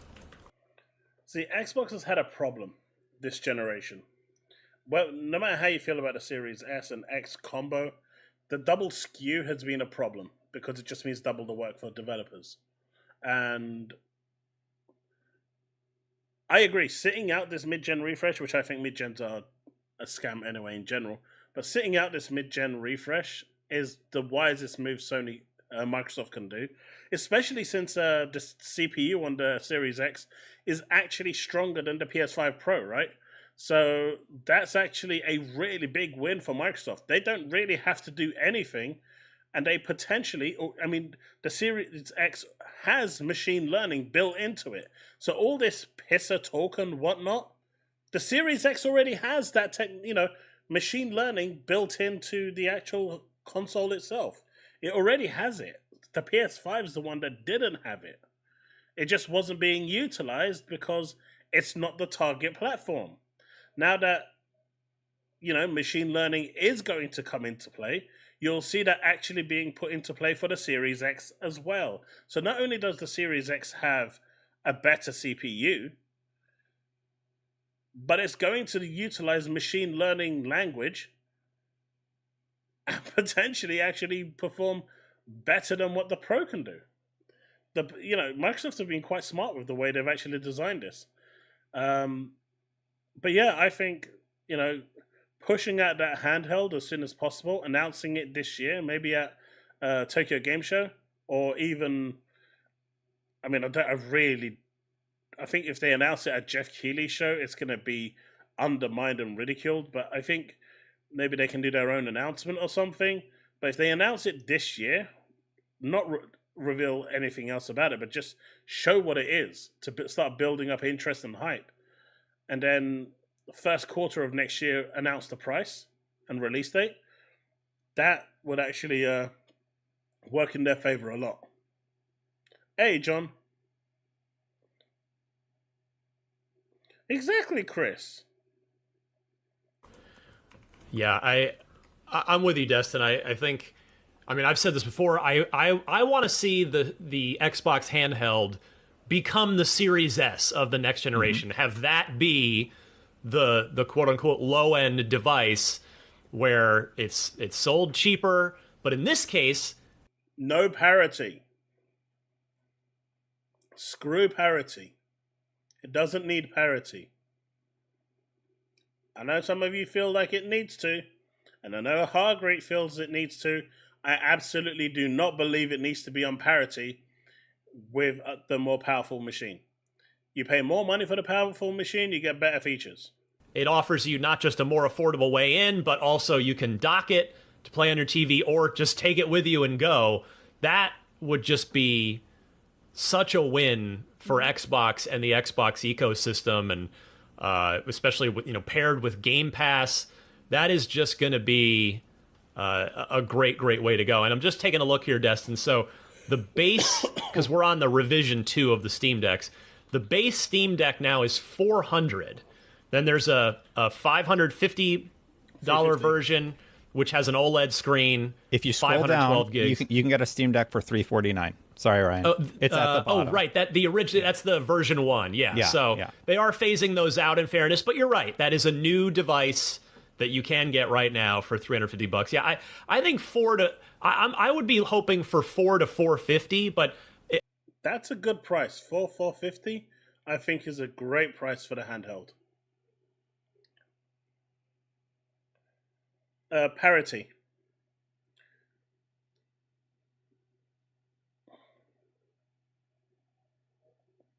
They weren't slagging off Microsoft right now. I actually agree with them. This is like a perfect opportunity. This is like an easy win for Microsoft.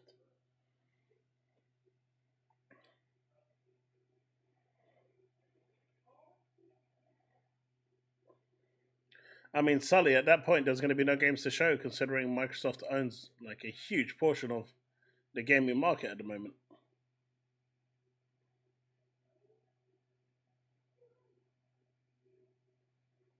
See, the thing is, Kira, it's not just going to be an Xbox handheld. It's pretty much going to be a PC. It's going to be like your Asus ROG, running Windows, or your Lenovo G, or any equivalent to that. It's going to be running Windows, but it's going to have the sandbox capability to run your Series X catalog and Game Pass catalog on there. So any games that you buy digitally on your Xbox will work on there.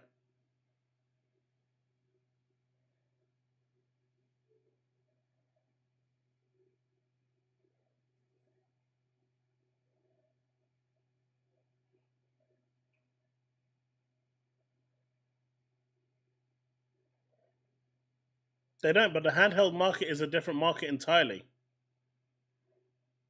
The handheld PC market is still new, right? You've got the Steam Deck, which runs Linux, but that doesn't cater for everyone. Then you've got the PC handhelds with the Asus ROG, the Lenovo G. You've got the Aya Neo. You've got the Ally X, which is really expensive. If you come into that market aggressively priced, offering, access to your back catalog with your Xbox games, it's very enticing for the Xbox community at the very least.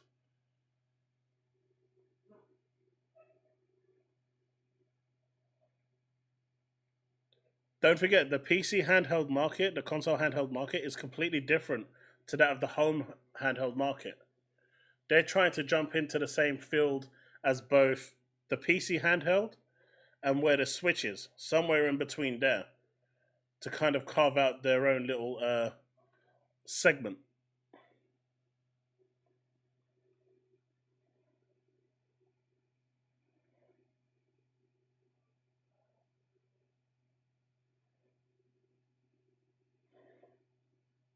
I mean, Keely's reaction to the PS5 Pro, that guy went into hyperdrive. That was insane. I've never seen that sort of behavior from a journalist. That was redonkulous. Like, seriously, that was something else, I have to admit. My dude went into hyperdrive. He was tweeting out like his fingers were smoking. It was crazy.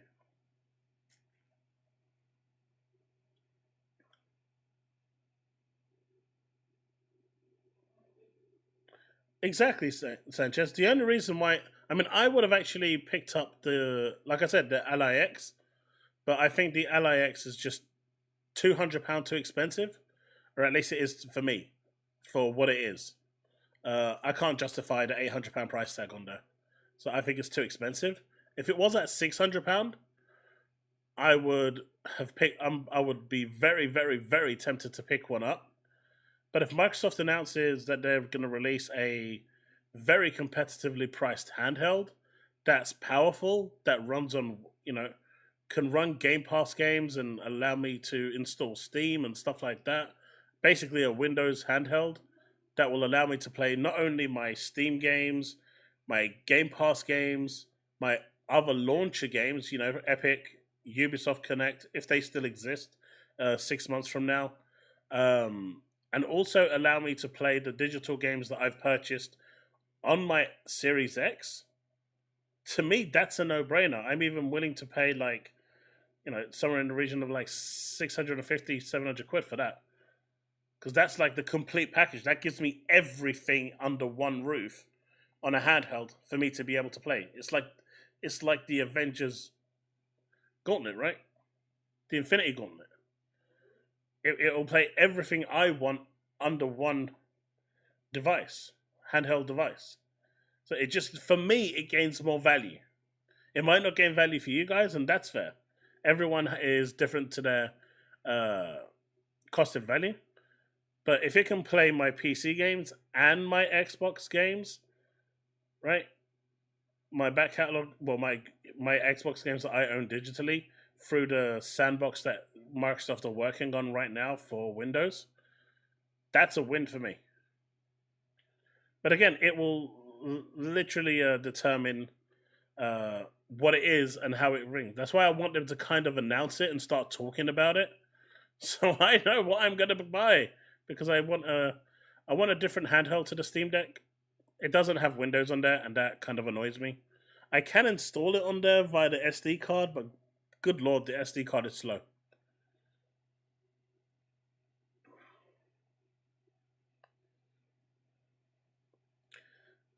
Slimy?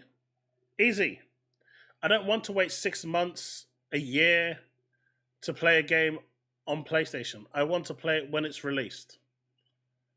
It's why I own a Nintendo console. It's why I own a PlayStation console. It's why I own an Xbox console. At the end of the day, I want to play the games as they are released and not have to wait months. Even if I have to wait 3 months, that's too long for me. I want to be able to jump into that game day one. So for me, that is the incentive. Right? I want to play Stalker 2 day one. Having an Xbox console will enable you to do that. Having a really powerful, a PC will enable you to do that. Having a PlayStation will not enable you to do that. If you want to play Stellar Blade day one, you need a PlayStation. So having an Xbox or a PC won't enable you to do that. So there's your incentive. Not everyone wants to invest in a £700 PC that basically can just about switch on. If you're gonna invest in a PC, you're gonna spend about £1,500 to actually get something worth its salt. Not everyone wants to invest £1,500, so they'll buy a console for £500. Much easier for entry.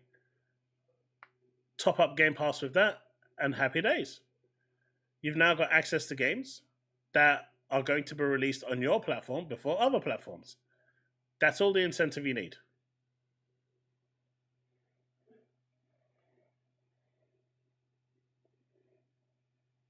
Yeah, Ventura, I can't do that. NVIDIA, Intel, which chip make use next gen? Rabbi, again, no one knows, but I think it's going to be NVIDIA. GeForce Now, yes, if you have good internet. If you don't have good internet, it's no good.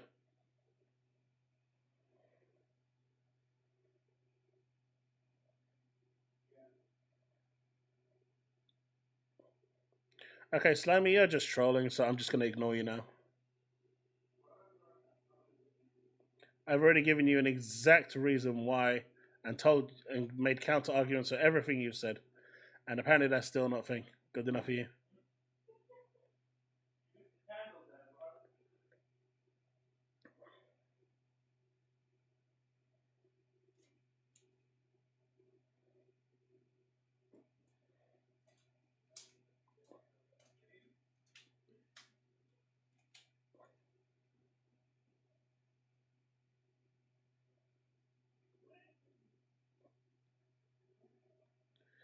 Yeah, I don't know what he's on.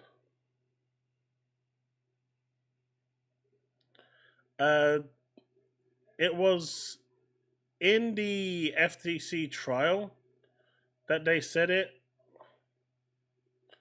but here it is here as well. According to documents published as part of the court battle over Microsoft's Activision Blizzard acquisition, Sony doesn't expect to launch its next generation console until 2028 at the earliest. This was during the court stuff. Rabbi, I'm not sure about anything. I can't tell you what Microsoft is doing. I don't work for them. I think it's going to be NVIDIA. They're going to differentiate from AMD. That makes more sense to me.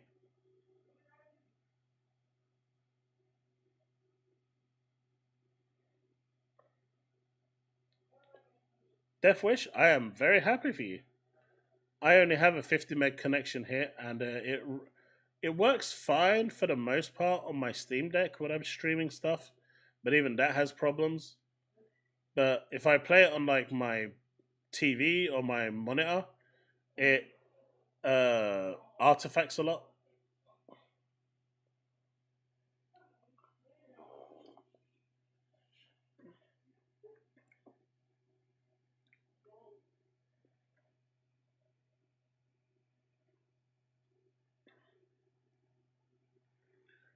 Don't get me wrong. I used to where I used to live, my permanent address, because right now this isn't my home.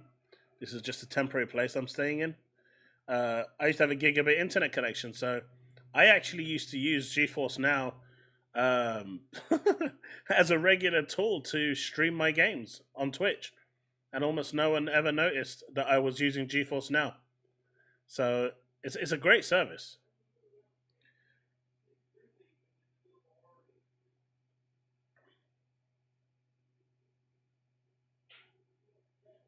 Oh no, Bags and Slimy are teaming up. What are we gonna do?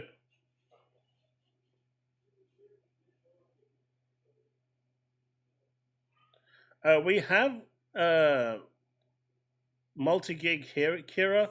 Just the area that I was placed in temporarily by my local council. This spot is literally, I think, just a dead zone. We don't even get proper mobile communication in reception in this area. If I'm actually trying to make a phone call inside this property or inside any of the properties in this area, you get almost no reception. You kind of have to go outside your property just to talk. It's just like an off-site black site area. Rabbi, what's your question? Repeat it, please.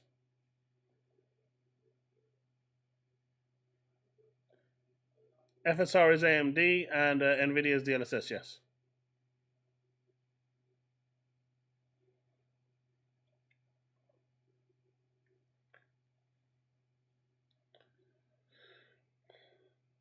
But yeah, so... Alright, now we're going to move over to look at Starfield. So Steve, if you're about... That's your cue, buddy.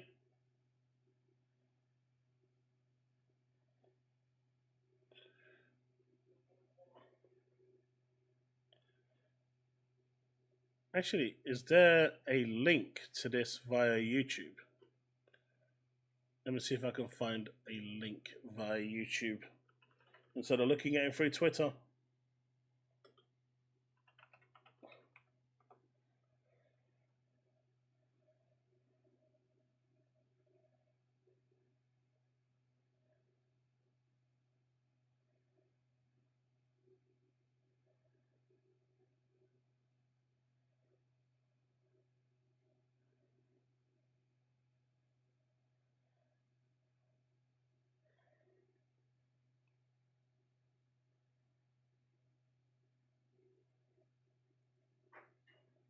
I found it.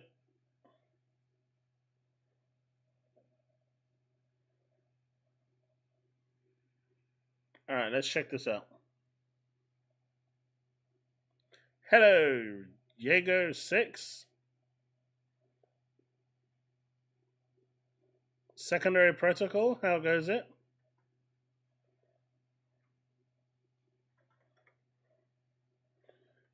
All right.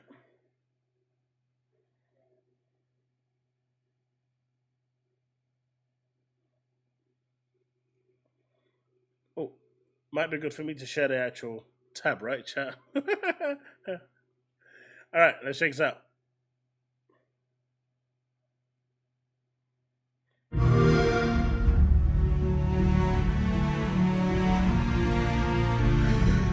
Hey everyone, thanks for joining us today. It's been an incredible journey since Starfield launched last year. I want to thank all of you for making it the biggest launch in Bethesda Game Studios history. Your continued support and feedback drive us to making Starfield the best experience possible. Since launch, we've added new features, technical enhancements, fresh content, and the newly released Rev 8, Starfield's first ever land vehicle. Always protocol. Now we're expanding Starfield's galaxy with a brand new completely handcrafted world, and deep new storyline. This September, we're launching Starfield's first major expansion, Shattered Space. Today, we're giving you the first look at the mysterious homeworld of House Faroon. So let's dive in and explore. Let's go. It's been fixed for a while now, Bags. In fact, Bags, I would say it was never really broken. Some of the bugs that people were posting, I don't know how they were getting them, but after 70 hours, the only bug I've experienced with Starfield is the one that I forcefully tried to be smart and was actually really dumb in doing. The fate of our house was written among the stars. The great serpent tells us there is nothing to fear. Do not more. At least, not for those who walk the path. You will rise as Varun.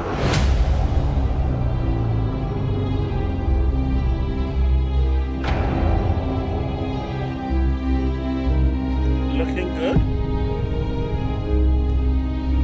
We loved Starfield's massive open galaxy, but from early on in our planning, we knew we wanted to introduce a more secluded and handcrafted location, similar to what you've seen from our past expansions. There's so much mystery to House Faroon, and because they've so thoroughly isolated themselves, it made them the perfect faction to explore in a completely self-contained experience. And so you arise, one of the promised of House Faroon. From the minute you arrive on Varun Kai, the story never sends you off planet. You're free to leave at any time, but the story is fully centered around life on the Varun homeworld. Everything you discover, every location you visit, every side mission you seek out, it all tells the story of what happened here and how the Varun people have survived, cut off from the comforts of the settled systems and the rest of humanity. Vindicator, Harbinger, Reverend. Now this looks good.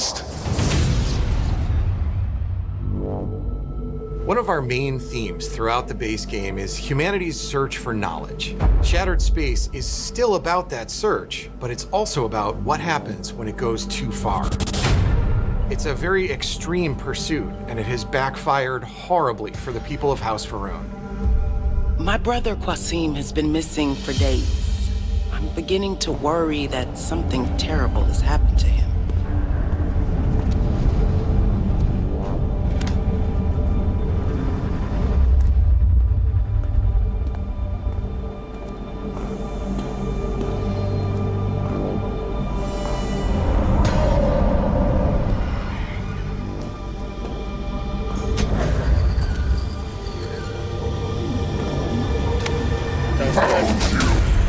Told you not to do it. Before the start of Shattered Space, a secret experiment involving grav drive technology went terribly wrong. It resulted in a massive tear in the fabric of space-time that swallowed a significant portion of the Varun capital of Dazra. You arrived just a few weeks after the Vortex incident. It's still very fresh in everyone's minds. There's a massive crater in their city.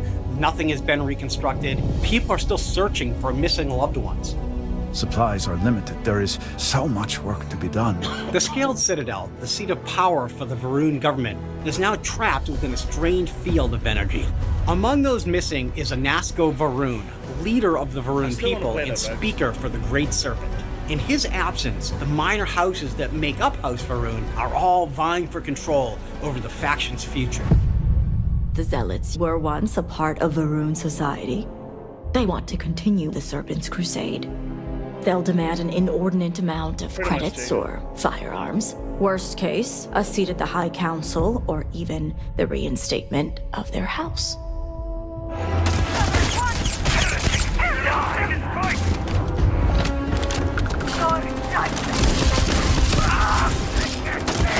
My dude has my aim. He's a legend.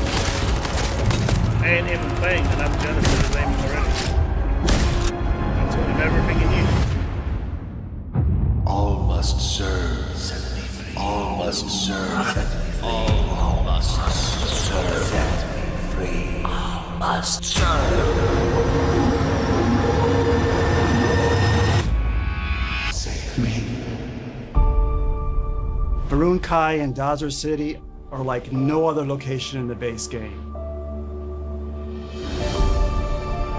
From its inception, House Varun has been driven by a singular, unique vision. Because of this, Varun Kai has a completely distinct visual identity. We say it's very alien. You'll see this in the extraterrestrial landscape, gravity anomalies, and much more. I really hope they do more of this, like, you know, handcrafted planets that you can go and visit. Or not so much visit, but have like stories and expansions on. I think it's really cool that they do that. Or even stuff that you just randomly can find.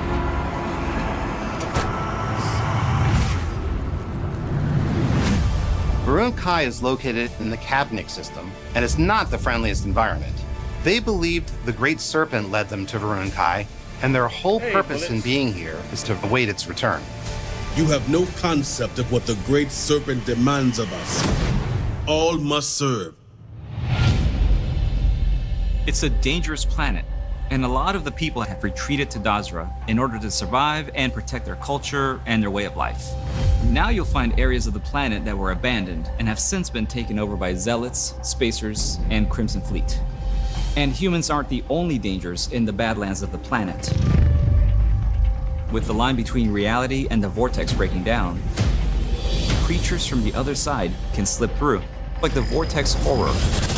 When you disturb the barrier between our world and theirs, why do we have to have spiders? they can sense it, creating these honestly terrifying ambush scenarios. We don't want spiders.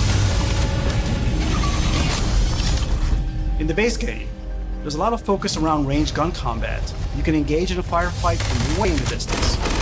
In Shattered Space, we're closing that distance. Space is scary.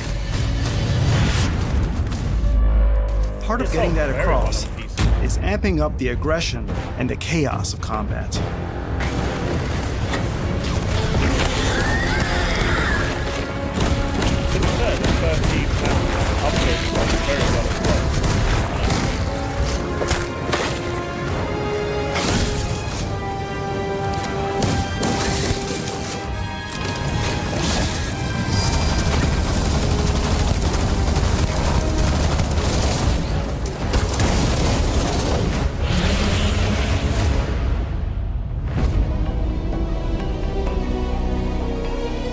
As you explore the city of Dazra and the surrounding planet, you'll learn the truth of what happened, become entangled in the political feud between the minor houses, and ultimately decide the fate of House Varun, a fate that could affect the rest of the settled systems.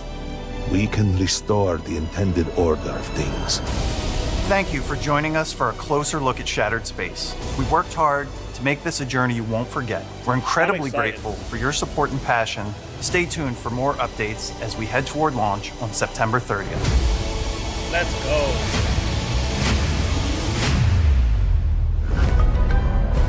It still hasn't said how far you need to be in the game to actually access it.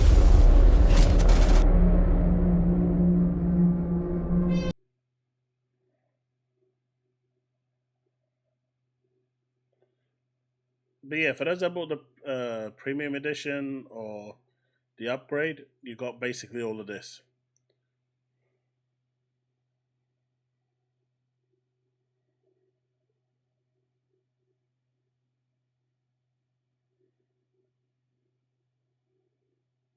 You're with me, Phantasy Archer? Bags, I disagree. Xbox games usually get reviewed harder. It's one of those things.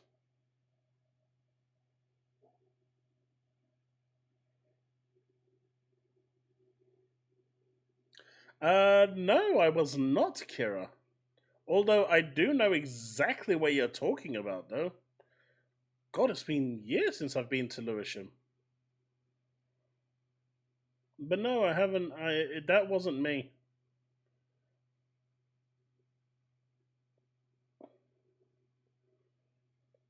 I now live in Dartford,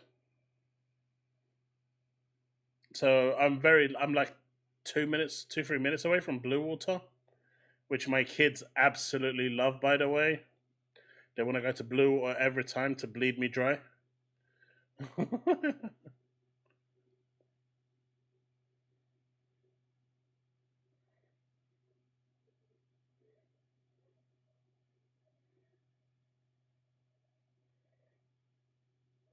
I mean, I don't think if you're looking at this from an objective point of view, I think, like an 8.7 was a fair score for Starfield. It wasn't a 10 out of 10 game. There was stuff missing, stuff that it could have added, maybe some procedural stuff that it could have done on the planets to make it a little more busybody. But if you just love that was looking at objectively, but Starfield is such a difficult game to kind of review. I remember speaking to one of the reviewers at the time, and they told me that this has been one of the hardest games they've ever reviewed, because no matter what score they give it, it doesn't do it justice. Giving it any score just doesn't really encapsulate Starfield. Because if you love to explore and just, see the different vistas of the different planets, the different situations, stumble into situations, this game has endless amount of just awe and wonder for you. It'll easily be a 10 out of 10. If you're looking for that streamlined gaming story, it'll have a different score. If you want a bit of both, it'll have a different score. And, they were saying that trying to review this in the fairest way is almost impossible. It is such a widespread game that it just makes reviewing it difficult. You either like it or you don't. And I kind of agree with that.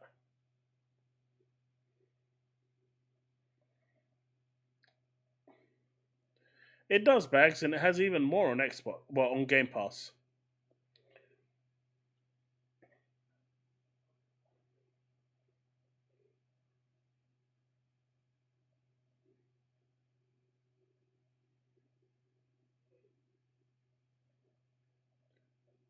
Me, no, I play on normal.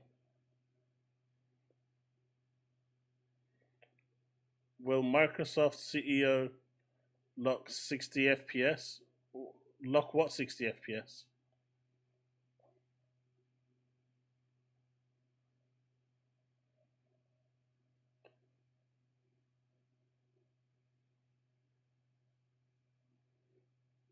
That's another thing, Susano.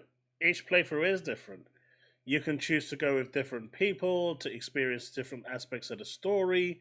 Like if you take Sarah and go through her storyline, it's going to be different to if you take the other chick.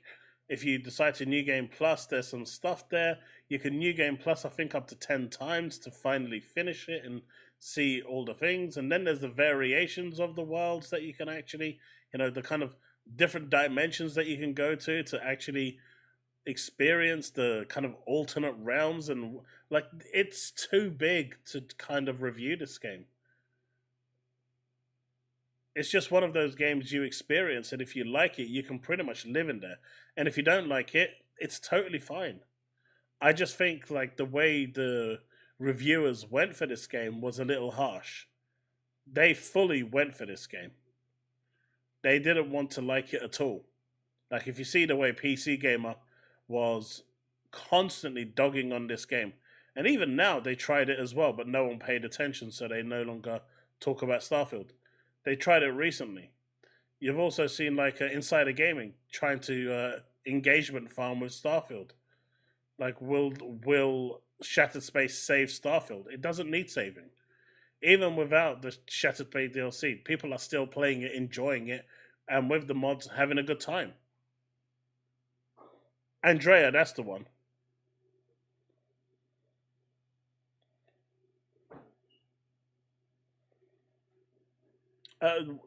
Rabbi, we don't know. It depends how powerful the games are, how demanding the games are. If the games are super, super demanding, it's all going to depend on your FPS. If you want to run 60 FPS every single Xbox game, you need a PC. That is the only way they're going to guarantee it.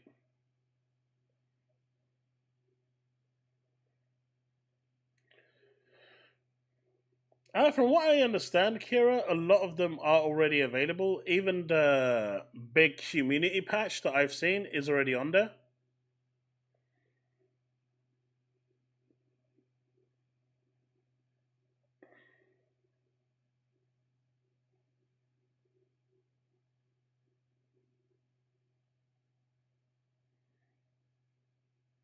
But, it's just one of those weird ones, right? I mean, this one sums it up, I think, quite well. Death Stranding. I've spoken to people who think this is one of the greatest games ever created by man. Literally, they cannot get enough of this game. They absolutely adore it. Yeah, I've also spoken to people just like Jago6 who just didn't like it at all and think it's complete and utter garbage. So there's certain games that it's really, really difficult to just review because it's such a weird style of game. It's not a streamlined game.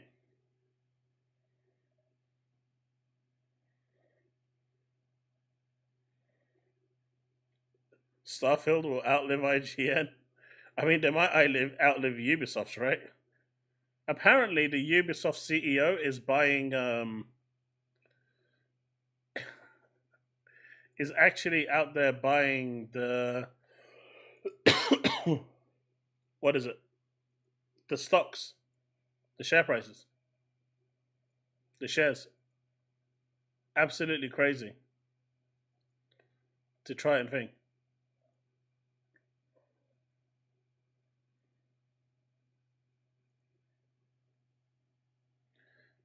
Yeah, so the actual stock value of Ubisoft dropped from like $57 to $11. And now he's just buying them all up, trying to take full control of the company.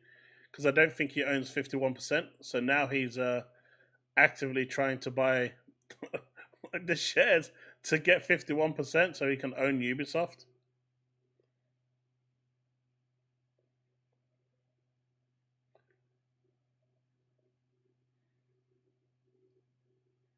I mean, Ubisoft has wanted to sell for a while now.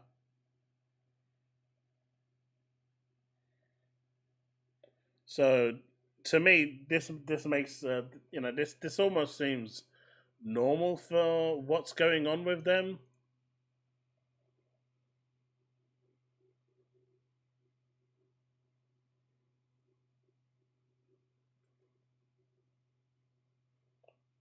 Right?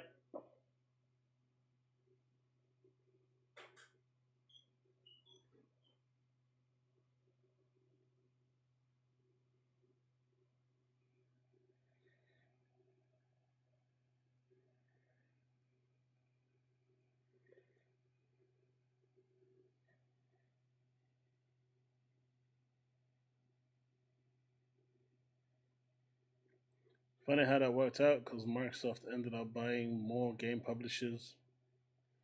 They did. They did.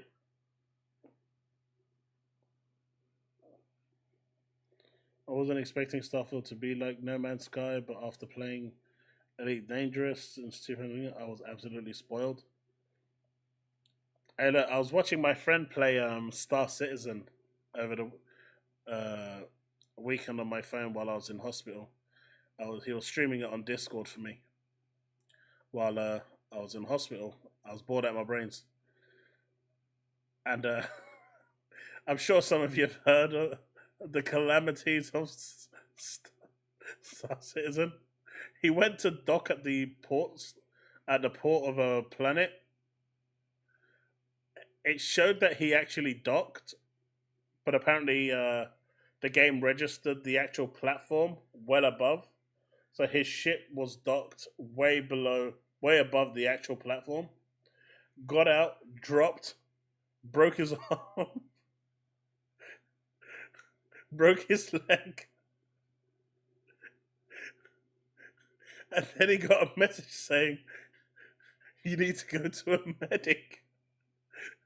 Hurt yourself on unmounting a ship. Those bugs are great. I love it.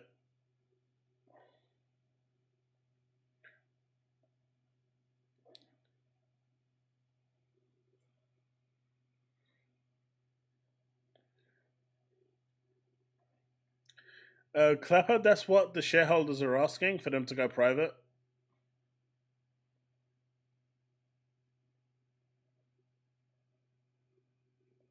But hey, at least we've got the state of play to look forward to, right? The one that's been coming for the past, 18 months? The state of play that's been coming for 18 months?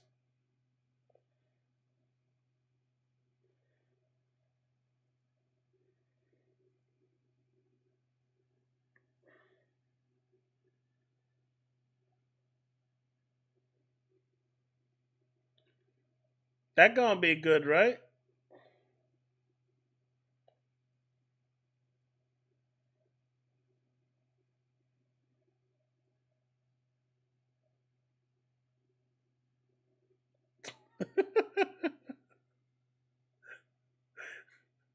Mate, there is no amount of lube that's gonna fix this. Every month is the month that, you know...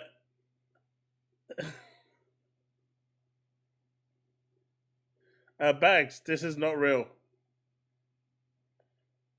Apparently, the state of play that may or may not arrive is going to be Indian third party. There's no first party content being shown. Sony has nothing ready to show to people. This is their wish list.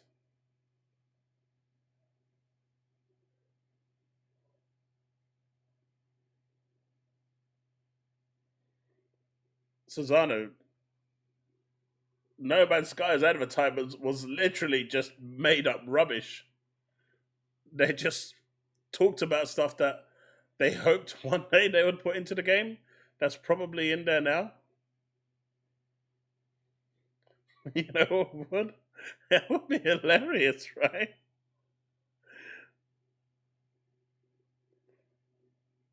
But this is their wish list of what they want to see at the state of play.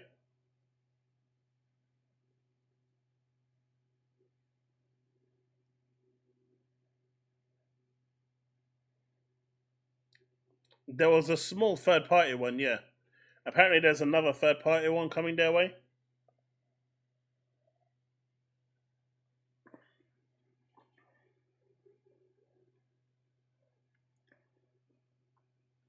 Hey, look, I got no problem with people wishing for, good games. But, I think that's a bit far-fetched. Man, my right side is swelling up like crazy.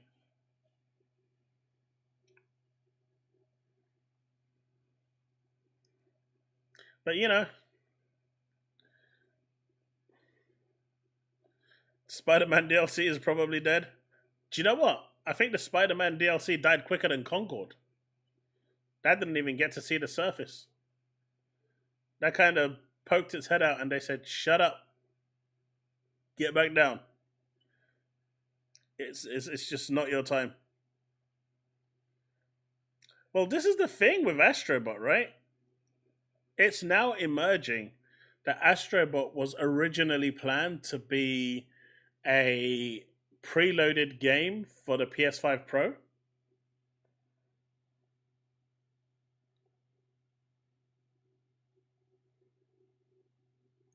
The DLC is free, yeah. But Astrobot was supposed to be a preloaded game for the PS5 Pro. That's what it's supposed to... That's what the latest information is. And Sony decided that, hey, we could probably monetize this if we release it early for the PS5.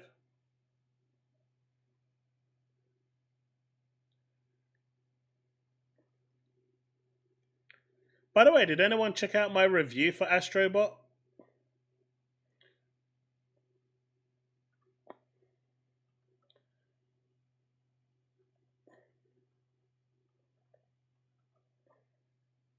I saw you did, Bags.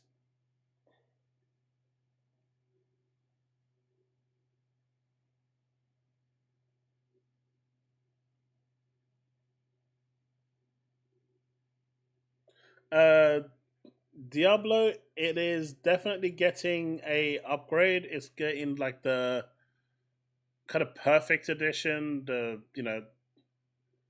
the definitive edition. That's what the word I'm looking for. That's coming out. They're kind of doing the definitive versions of all the Darksiders games before Darksiders 4. I know you did as well, Diablo.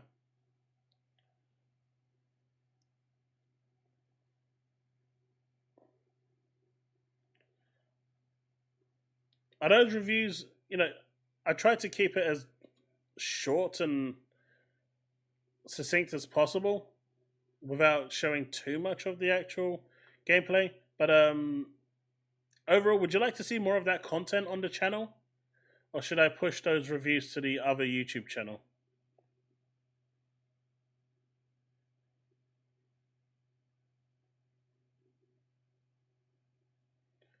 I actually think it's going to only stay with PlayStation players, Susanna. I don't see that game going to PC. Just like Thing didn't. For me, that game doesn't make sense to go to PC.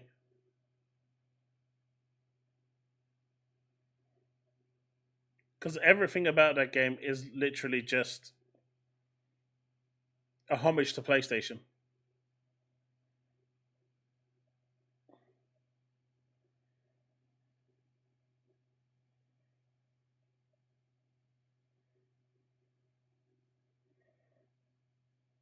Baby Steps is going to need that extra GPU power. For sure. That is definitely one of those things. It's going to need that extra CPU power.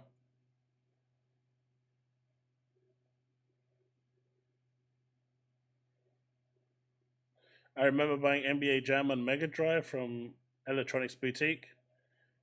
And they threw in a controller for free. Man, Electronics Boutique. Jeez, dude. That's long time. I think the only Electronics Boutique I knew that I actually knew where it was in Bromley. When you walk straight down past the shopping centre, down the market, and you have to cross the road and shit, and then you get to like Electronics Boutique, which was on the left, if I remember correctly. Long time ago. That's a long time down memory lane. Oh, is it still around in Australia? They are long gone here in the UK.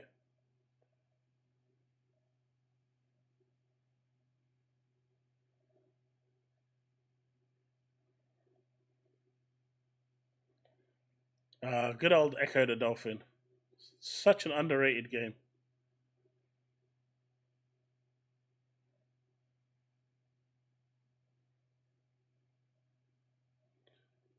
Game is gone too.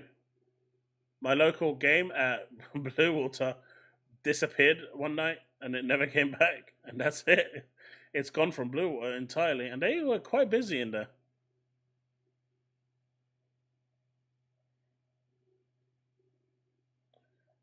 Game are pretty much gone as well now, Kira. They're shutting down everywhere, unfortunately, in the UK.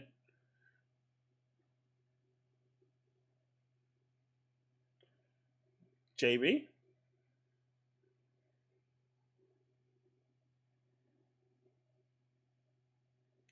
Bags, yeah, they're just getting rid of them. They're closing down one by one. They're not popular here in the UK anymore. People just don't want to go to shops. Oh, JB Sports, right.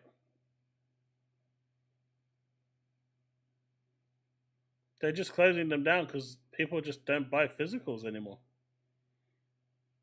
I mean, they do, but the number of people buying them is really small.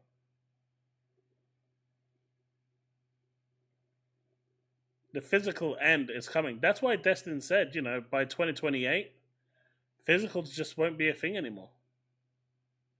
2028, 2030. I agree with that. By that point, everything's going to be digital. Now, what I do hope that they do is what Xbox did with the Xbox One before they reverted everything because everyone kicked up a shitstorm with the Xbox One, is give the ability, if you finished with a digital game, that you could trade in that license for some money. Microsoft had something like that already set up with the Xbox One. They even had a Xbox Live Family, which they're still working on at the moment with Game Pass. But that was a thing that was supposed to come with Xbox One. I kind of hope they bring that back.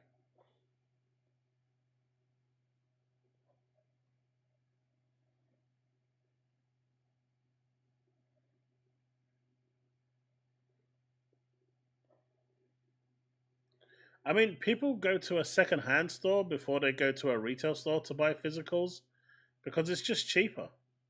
You can look at the disc underneath, and if it's not got scratches, happy days, you've got a cheaper version. So that's the only good thing about physicals.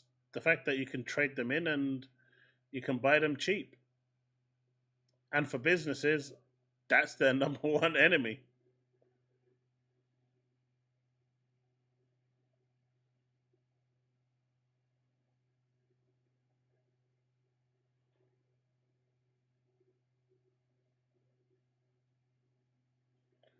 Yeah, the pre-owned. I mean, games. To be fair, pre-owned games were really bad. They were they were well badly priced.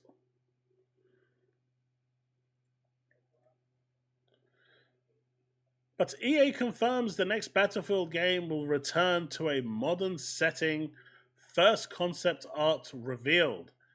That reminds me of Battlefield 3, Battlefield 4. It'll be back to basics approach. 64 player maps. Sounds good. No specialists. Yahoo! Traditional classes are back, so they clearly learned their lesson. Vince Zampella, we have to get back to the core of what Battlefield is and do that amazingly well. Referencing Battlefield 3 and 4. 3, in my opinion, was the best Battlefield they ever made. Game entered full production earlier this year with a community program planned for 2025. I'm actually looking forward to this. I really, really liked Battlefield. But they really messed up 24, the latest one.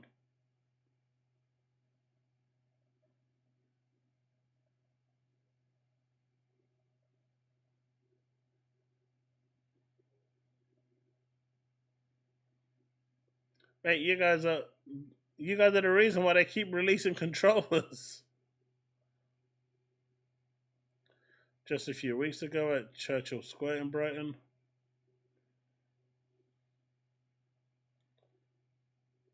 Yeah, Kira, they're all just closing down now.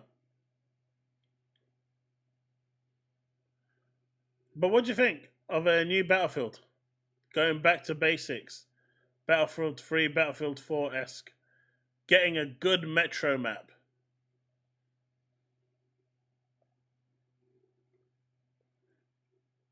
God, I miss metro map. That map was so crazy. It was literally a nade fest, sniper fest. It was glorious. I love metro map.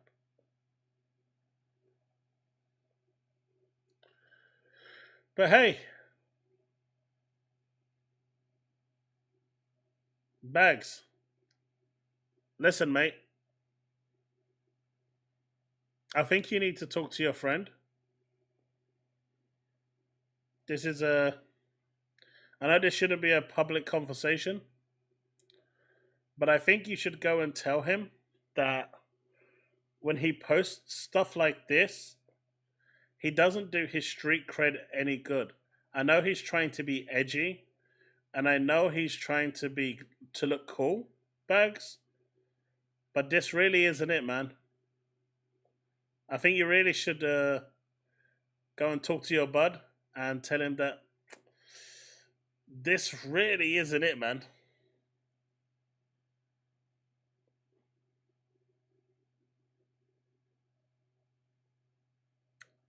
I think you kind of need to talk to your buddy there.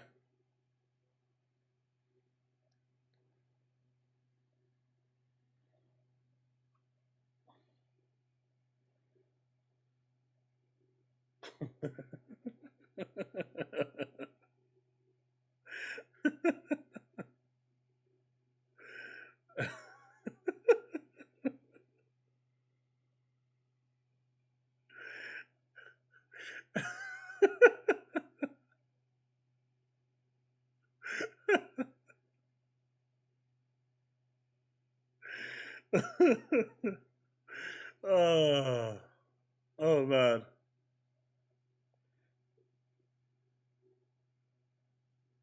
That's an absolute yikes.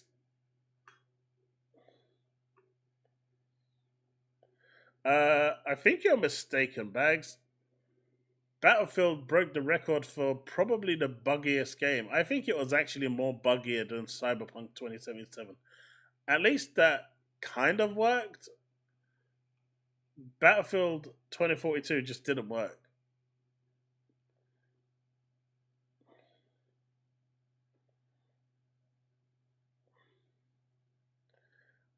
Caleb, he does. He 100% does.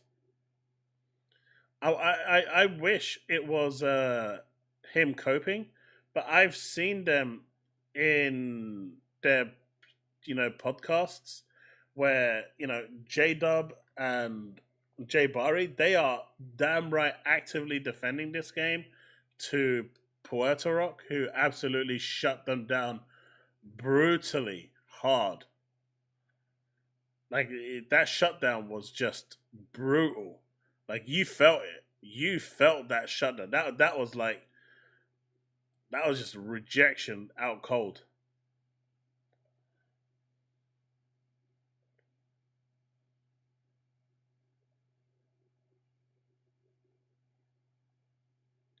Not so much dissolving, Justin Kidder. It's going to get absorbed within the next 12 months into Sony.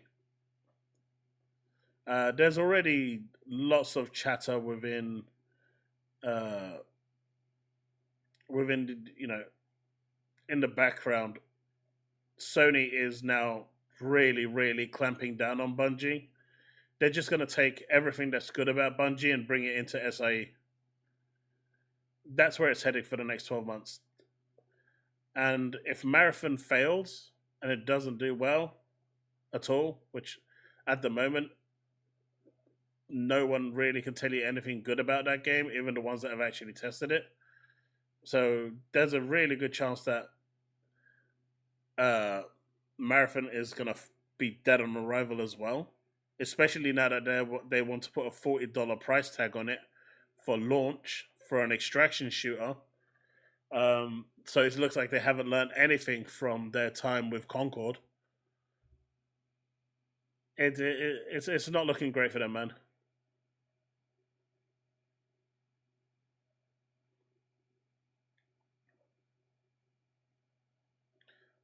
No, I think them being absorbed into Sony is probably going to be the best thing for them, and get rid of all the management. Get rid of the idiots at the top end. Just kick them out, fire them all, because they clearly don't know how to run a business. They're going to have all the, Bungie IP. The people that are left will probably be on that and try to make what they can. But Destiny as an IP is pretty much finished. There's no major expansions at all planned. No Destiny 3. There's a mobile Destiny game coming, but that's about it. And they're relying. They've put all their eggs in on one basket with Marathon, and from the chatter going around, Marathon isn't in a great place and could actually be canned. That would pretty much be the end of Bungie.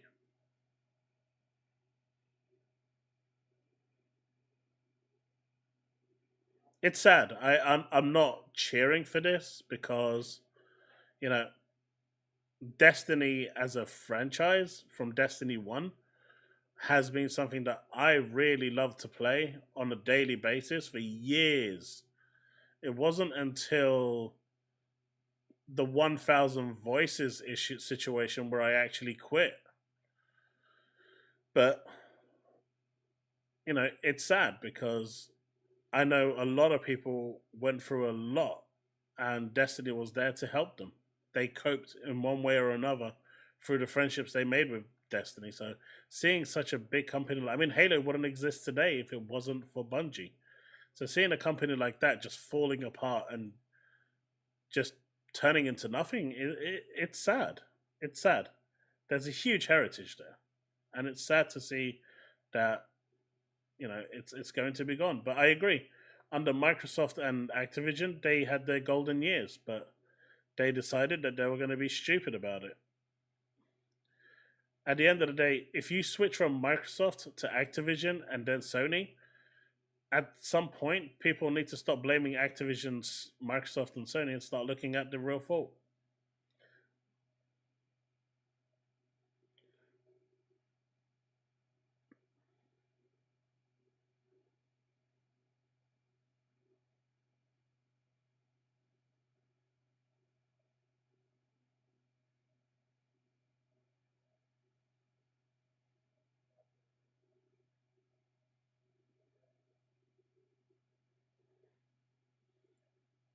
Yeah, GTA 6 is going to be released on the Series X and the PS5 only. It's not coming to PC for the first year.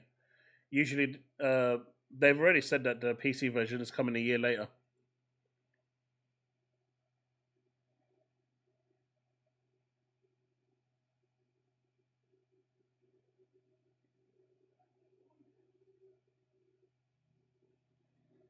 I was the same chaos. I played Destiny 1 or 2 daily. After Lightfall, Lightfall was murder.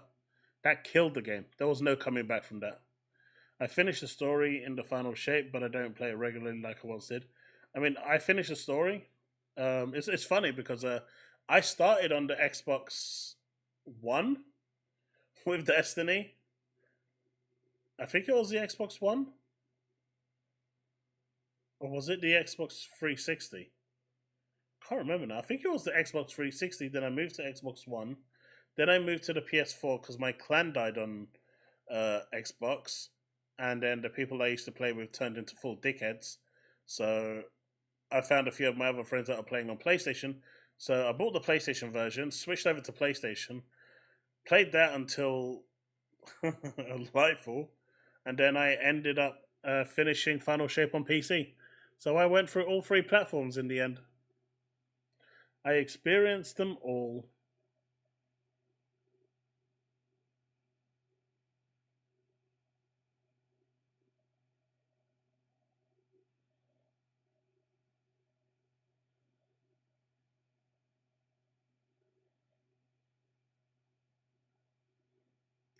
Yep.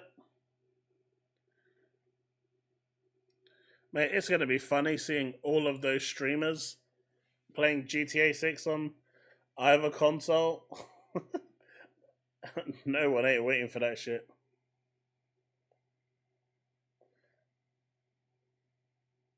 Unless you're not interested in the game. If you're not interested, then that makes sense, right?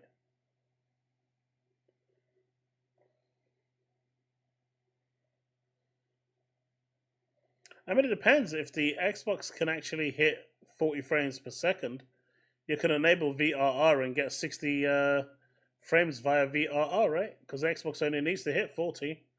The PS5 needs to hit, what, 45, I think? So that's a bit more tricky. But it's only going to be PC gamers that actually miss out on it.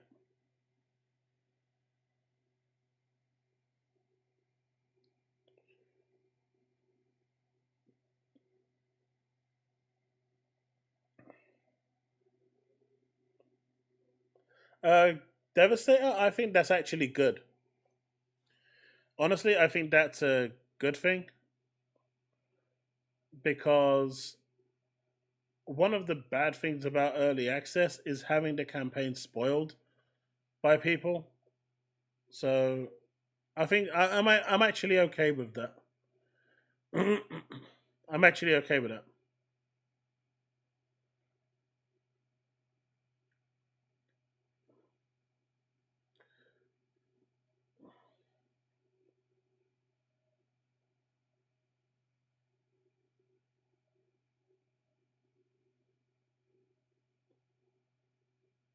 Oh, we actually have a true PC Master Race in here. I told you guys, man, you got ponies, you got Xbots, but the most toxic of them all are the PC Master Race. You will never get more toxic people than them. They are the absolute worst. You got good PC players, bad PC players, but my God, the Master Race ones, they are the most toxic.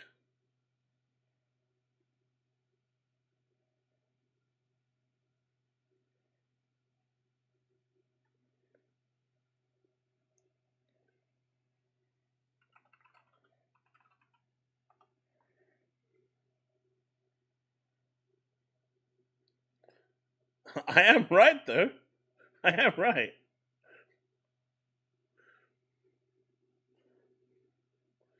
Because there's a difference between them, right? Xbox players just troll and whatever. PlayStation players will troll. The PC Master Race, they actually look down on you. They think they're better than you. And they're really not.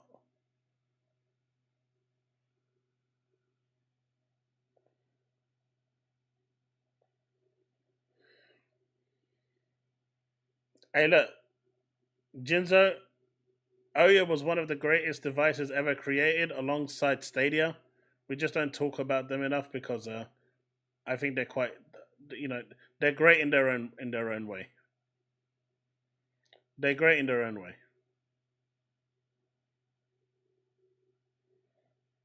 Taz.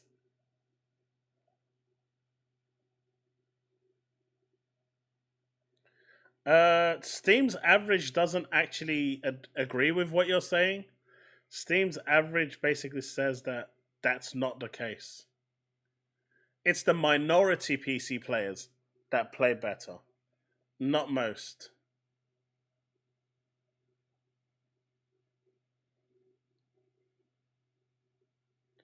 So there is that, right? There is that. And then you got Denuvo. You got shit like this. You got Denuvo, literally fucking your games up.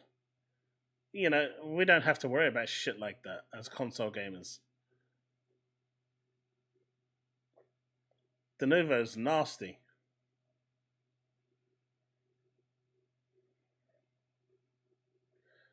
But I was sent a video to react to.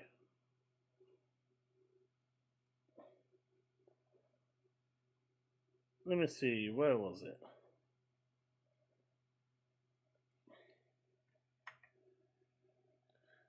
Let's do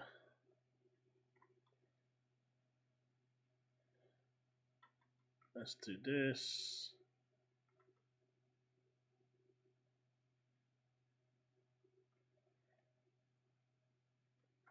Let's do that.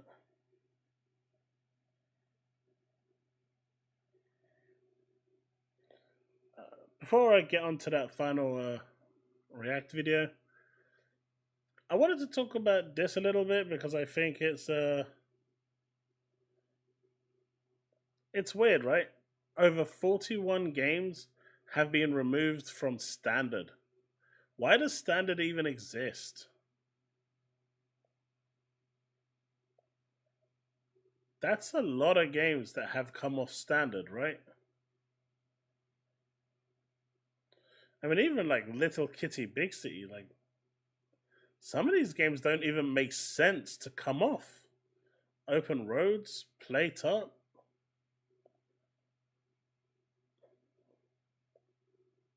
But apparently they have. You Suck at Parking, Complete Edition, sounds like a PC game. Even MLB The Show. I mean, why does Standard even exist at this point?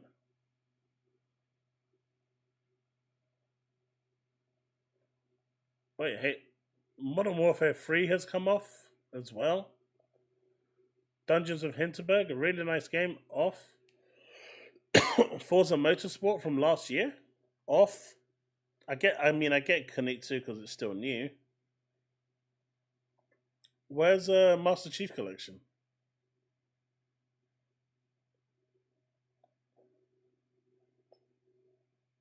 Did I miss that?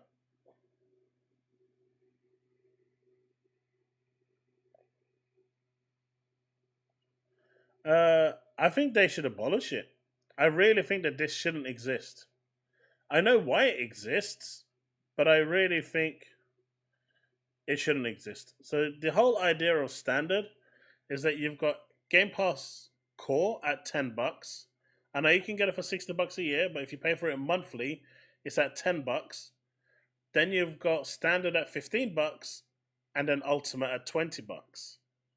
So that's the reason for it. 10, 15, 20. Nice increment rather than it going 10 to 20. But I just don't think this should exist.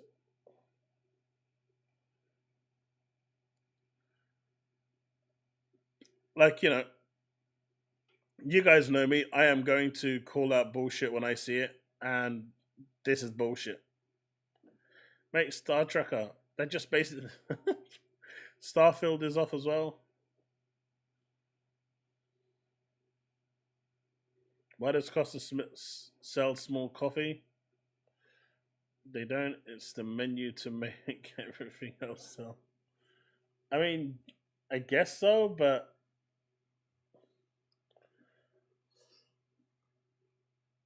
I don't know. Why not make standard the £10 package?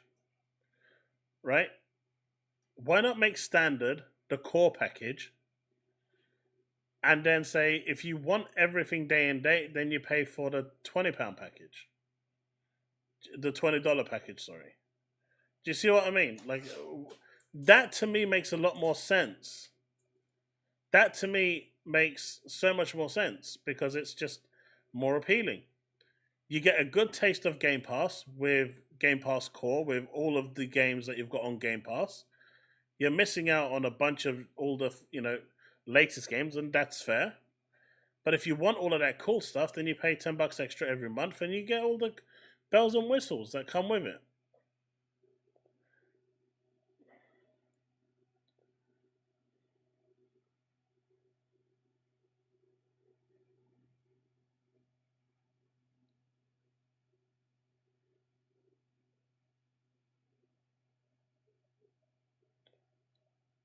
PC Game Pass will stay. PC Game Pass is its own thing on PC. I'm not even talking about that one. If the next Xbox console comes out with Steam and Epic Game Store on them, how will they manage the paying to play online multiplayer with Game Pass? I think that'll be gone. The moment they go down that route, the moment Steam goes onto Xbox, the Xbox Live requirement part disappears.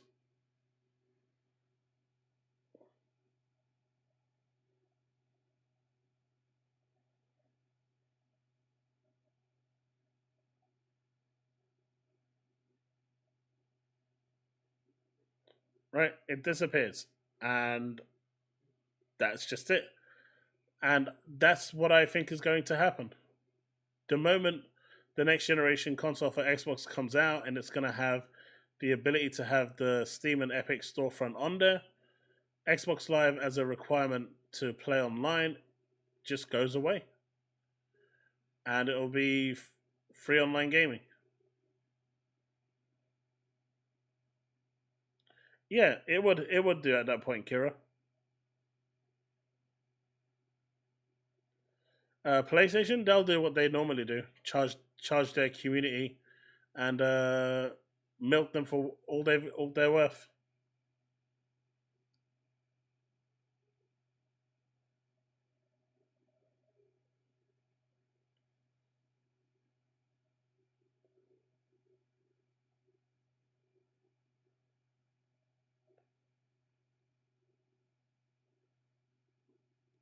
you know? But I honestly feel like this Game Pass standard should just be standard. That should be the new core. And it should be $9.99. That's it. And then maybe offer this for like 60, 70 as it is. I think it's £70 now for the year. Just make that, if you want to pay for it in 1 year, that's what you get. But if you want to play games that are released, you know, that are new, you go to Game Pass Ultimate, and that's that.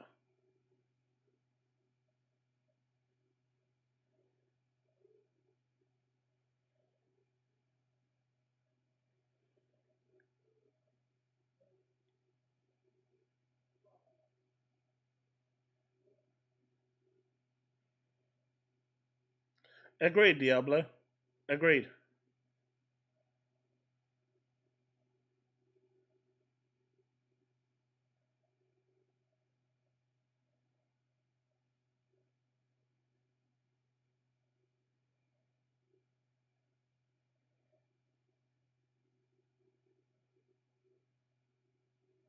I think that's the biggest issue. A lot of people are confused about it. I think it's quite simple, but at the same time, I can get why it's confusing, but I think it's still stupid. Core should just disappear. Standard should become core. It should just be called Game Pass Standard. That's it, Xbox Game Pass Standard.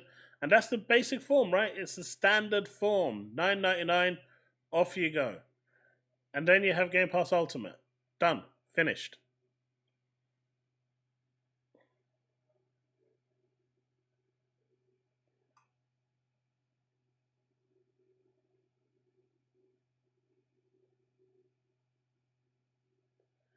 Oh, so we have a... So Slimy's a thief as well. Oh, shit. Well, I can't say I'm surprised that the dude is a thief. I can't say I'm surprised. But it is what it is, right?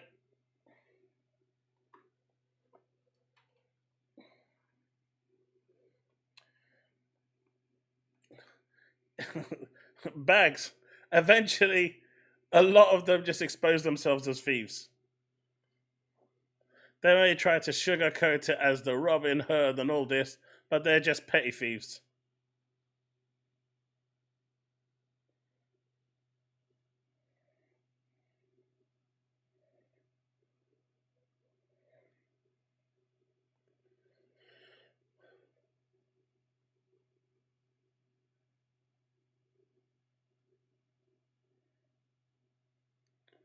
Alright, let's check this out. This will be the... I want to check this video out. Let's see what Mr. DCG has to say.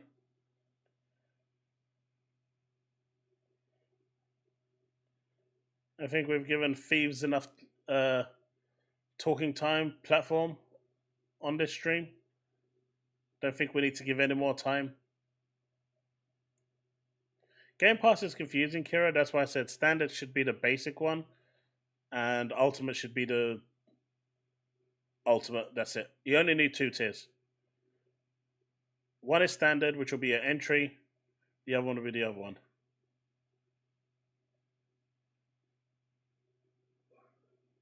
What's up, gamers? Kryissya here, and today we're talking about the PlayStation 6.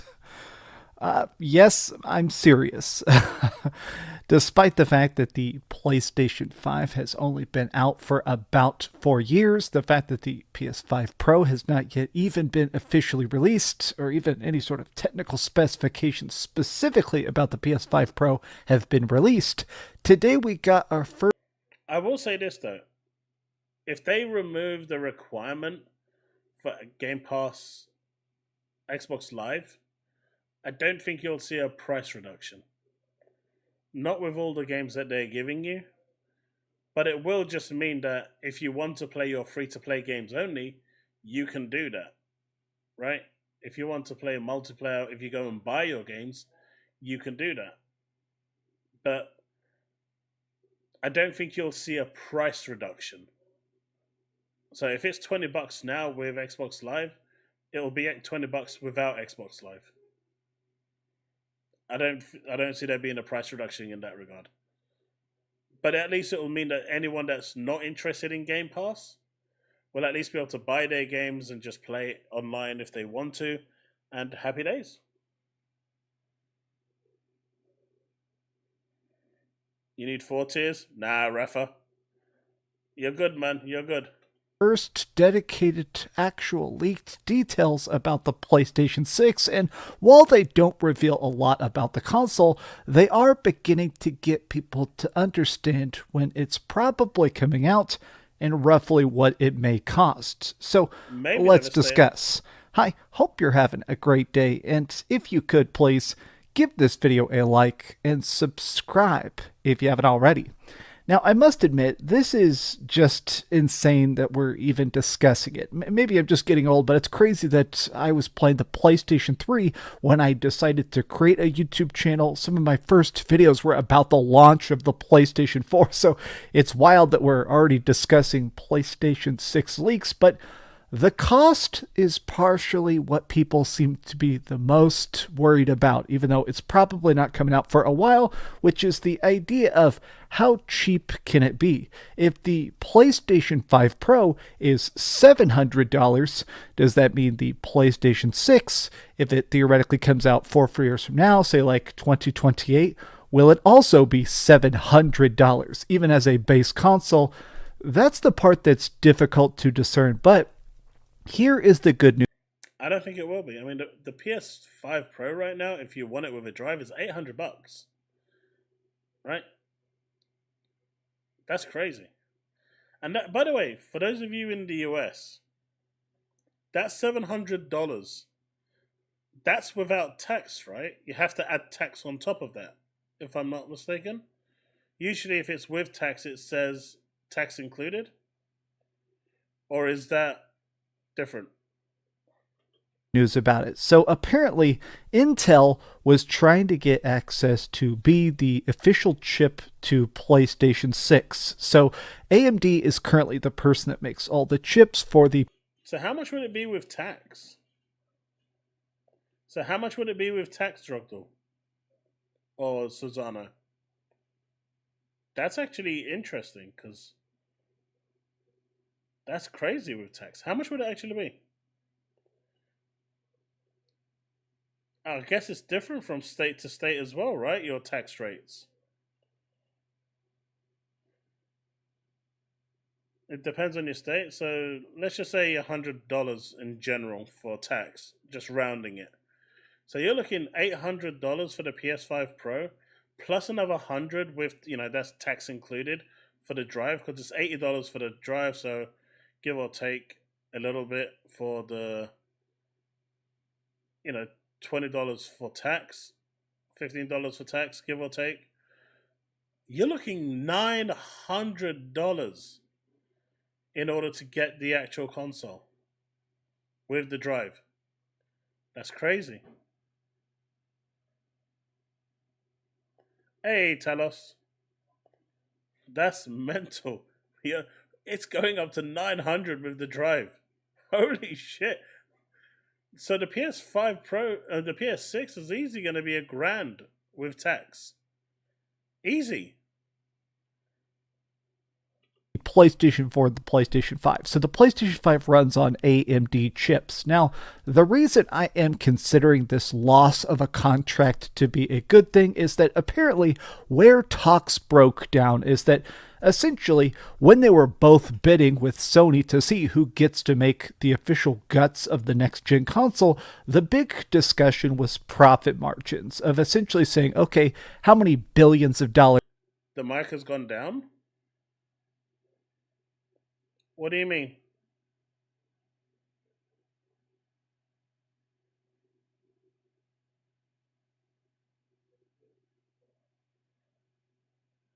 I don't know, but a bit late to fix that now. We're almost at the end. Are we going to make off this, right? I mean, that's definitely what these companies are trying to do, is make the most money possible. But what was happening is that the actual profit margins on these consoles, even Sony stuff, are actually pretty low because PlayStation sells these systems at a loss. Pretty much everybody does. Xbox, Nintendo sells their stuff at a profit, but a lot of times you're just trying to sell your console for literally the cheapest you possibly can because games are where you actually make your money. Everything that sells on a PlayStation, even digitally through the storefront, even microtransactions. Who, Silver?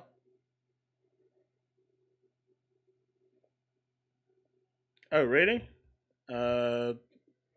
No idea. Maybe I was a bit further away from the mic than I usually am. I'm closer to the mic on my videos.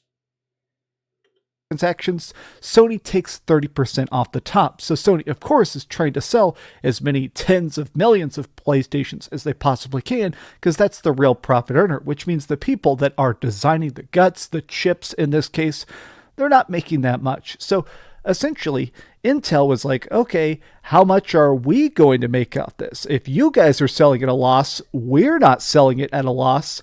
So there was a lot of haggling about that. And essentially, they decided to stick with AMD because of specifically backwards compatibility. Now, I am so happy about this because apparently they were, internally it sounds like no matter what, they were going to have backwards compatibility, they were going to figure it out, but going from one chip to a different chip, it would have been very difficult. Now, a lot of people here on the PlayStation 5 subreddit are saying, I don't really get that it's going to be difficult. People out there emulate all the time, regardless of chip or graphics card, and have no problems.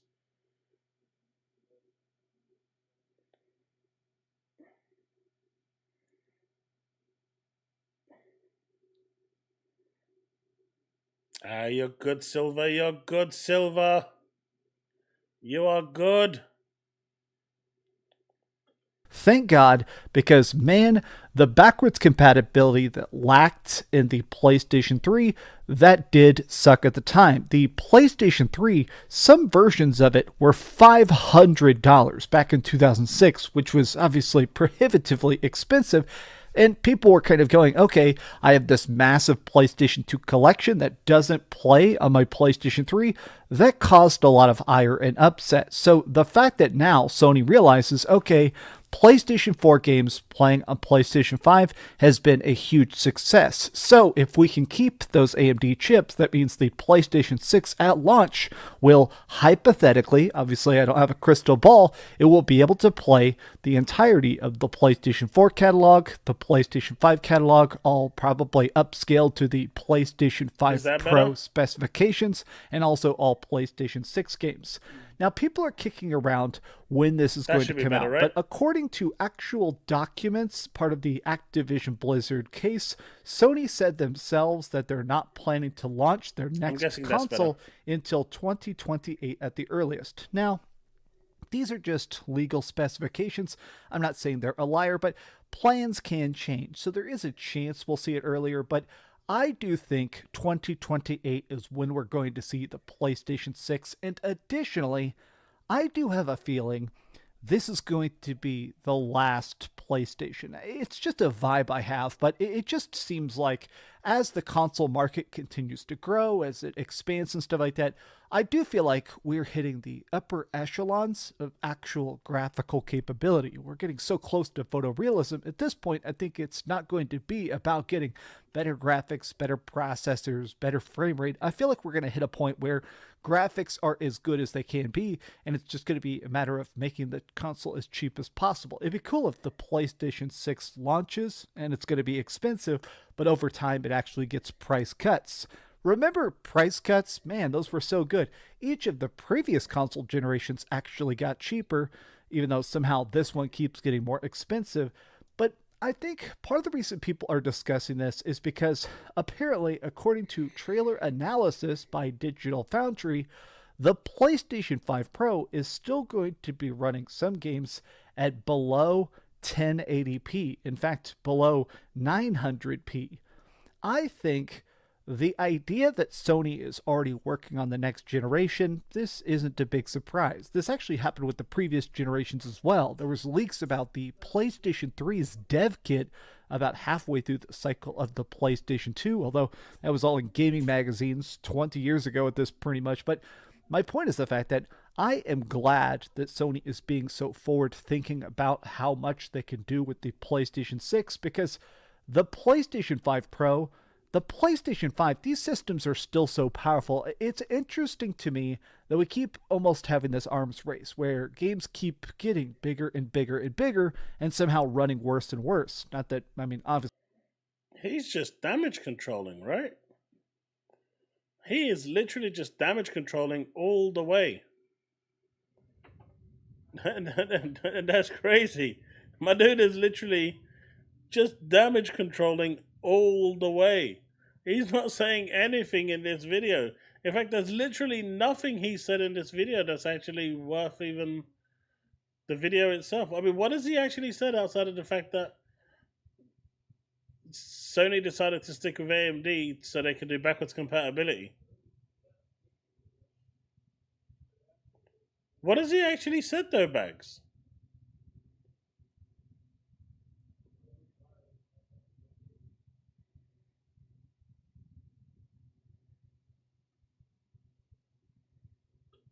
I'm obsessed with Alan Wake 2, and I think that game looks good, but it's baffling that it's such a low resolution. Now, I have seen some... If you're paying $700 for a console, and you're still hitting sub 900p, that's bad, right? At least have a floor on where your resolution can lower, like DLSS, it will floor at 1080p. At least have that floor, right? What's the point of having a £700-800 console if you're going to be running games at 500p? Like, what's the point in that? There's no defending that.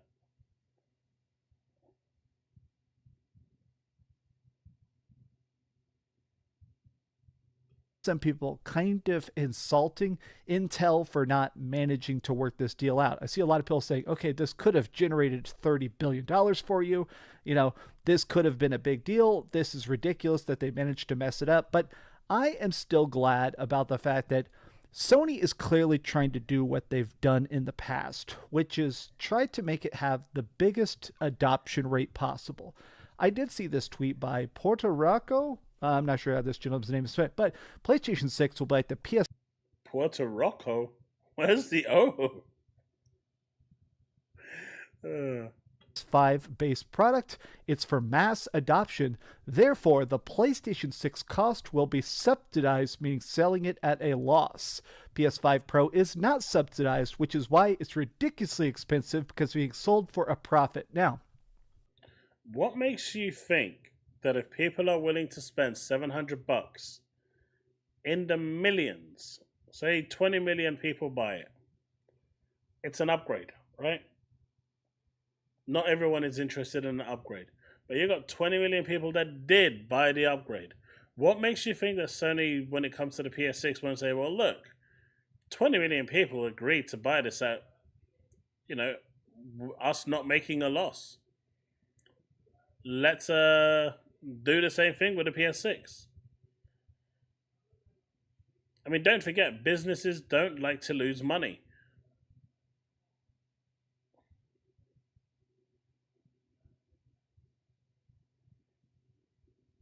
Oh, Bags, that's without a shadow of doubt.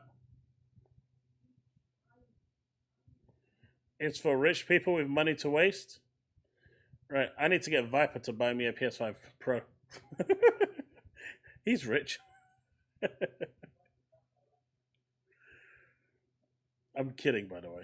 But in all seriousness, if people are willing to buy this and Sony sees that, and don't forget, when the scalpers were selling those PS5s or the Series X's for $1,500, $1,000, $2,000, Sony and Microsoft were looking at those and people willing to spend that amount of money.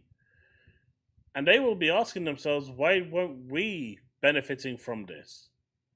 And now they've actually decided that they're going to go ahead and do it themselves, just not as egregiously, but probably selling it at either cost or a very marginal profit. Now they're turning around and saying, let's see how the market reacts. And if the market reacts favorably and they sell 20 million consoles, I don't see any reason why the PS6 will be not sold at cost or slight profit. Right? At least at the beginning. And then as materials get cheaper, then they can, reduce the price and it looks even better on them. And I suspect even if Microsoft is in the console business by then, they will do exactly the same. Why wouldn't they? They're looking at Sony selling off at 700 quid, 800 quid, 900 quid. Why wouldn't they enter it? Even if it is just like £100 cheaper from what they're doing. It's a no-brainer. I mean, as a business, I would do it. Don't spend the next 4 years crying. I mean, the subsidy model that Phil Spencer's talking about, that's why they release all those controllers, right? He said the accessories are what covers the cost of the console. But if the prices of the consoles are going to be exorbitant, as it's starting to look, those controllers ain't going to subsidize it.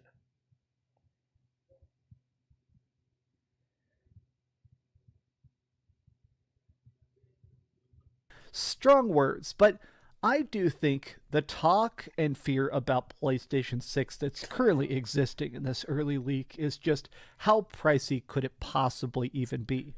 Because if this thing does cost $1,000, Pio here is definitely being silly. He's a big PlayStation lover, but like people are no cables, no drive, no controller, $1,000.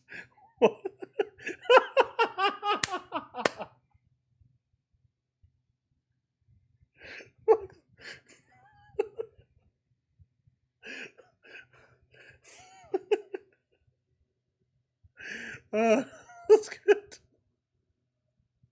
That's good, man.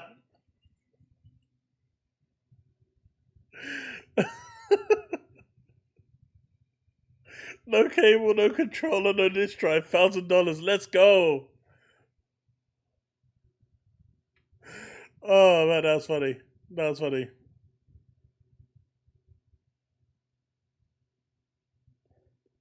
$1,000. Pio here is definitely being silly. He's a big PlayStation lover, but like people are being like, okay, there's no way it could cost $1,000. I'll see you guys in PlayStation 6 launches in 4 years. I'll remember everybody that told me to be $1,000. I'll be honest, I don't think this is that outlandish. It's not. I'm not happy about it because I am a perpetual cheap ass, but I would not be shocked if the PlayStation 6 does cost $1,000. I wouldn't be surprised. I mean, I think that right now the PS5 Pro is a big pivotal point in the pricing structure. If they see that enough people are willing to pay the money, if I was Sony, I wouldn't subsidize the cost anymore. There'd be no need to, because I can clearly see that people are, the brand is so strong that people are willing to spend it. Do you see what I mean? And that's why it's kind of dangerous. But, I expect it to sell around maybe 5-10 million. Max 10, that's what I'm expecting.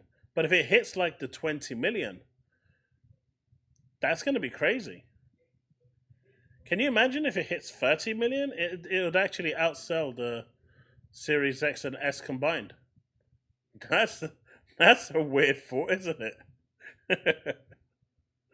We'll see what money is worth then. We'll see how the economy is doing then. But just in general, this number is ridiculously expensive. I think it sucks, but I don't think it's impossible. Like, obviously, he's being silly here, saying no controller, no cables. I think there is a good chance that the disk drive edition of the PlayStation 6 may actually cost $1,000, which is just so weird to think about. But these honestly just been some off-the-cuff thoughts. Honestly, for me, the moment they start hitting that value, there's just no point in the console.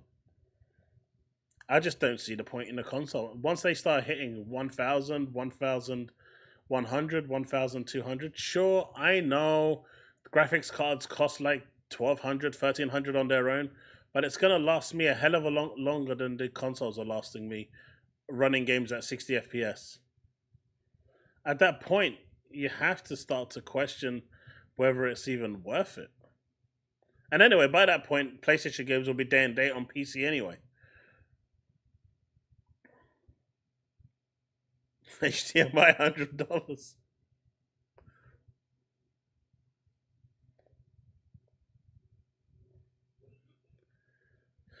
That's what he said, yeah. I think it's going to be the digital version that's going to be $1,000. This drive will be more.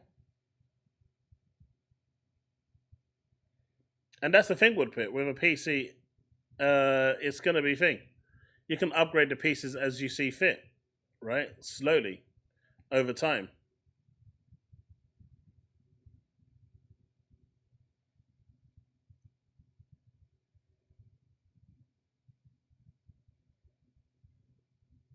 No, he didn't say that.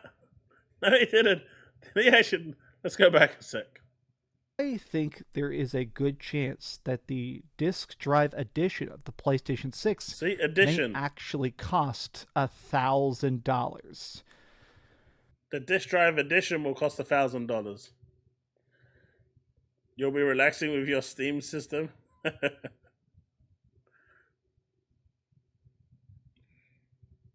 Kira, yeah, I mean, it makes sense, right? These companies don't want to sell physicals. They want to be done with physicals because it hurts. It hurts them a lot. It hurts them, financially. They lose loads of money every year. Hey, Devastator, thank you very much for that 11 months membership. PS6 with a disc drive, $1,200 minimum. Just buy a PC then. Ouch. That's Canadian, right?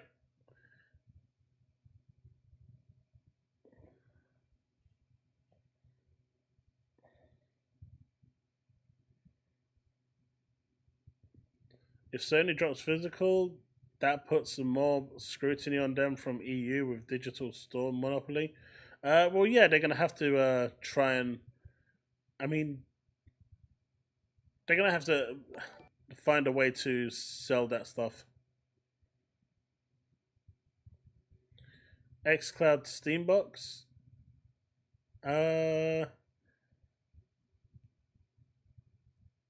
Steam doesn't really do streaming, but GeForce Now does. I mean, the Series S is basically going to become your cloud box, right? You can run xCloud on there, GeForce Now on there. You can run pretty much everything on there that runs through the browser. Did you hear that Sony can remove your digital content straight from your console like they did with Concord? Yes, they can. It's not just Sony. Microsoft can do that too because they did it to me. They removed something I paid for.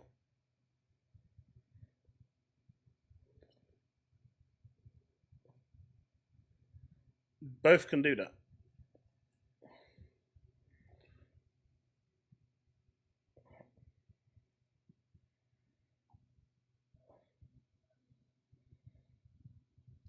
Unless you're unplugged from the internet. But the game that they removed from me was an always online internet game.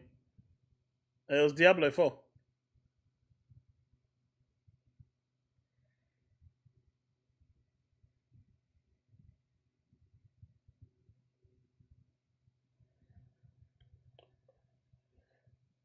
They refunded my money, but I didn't want the refund. I wanted the game. They offered me a price. I accepted the price. I bought the game. That's on them. They then refunded the money. I didn't buy the game.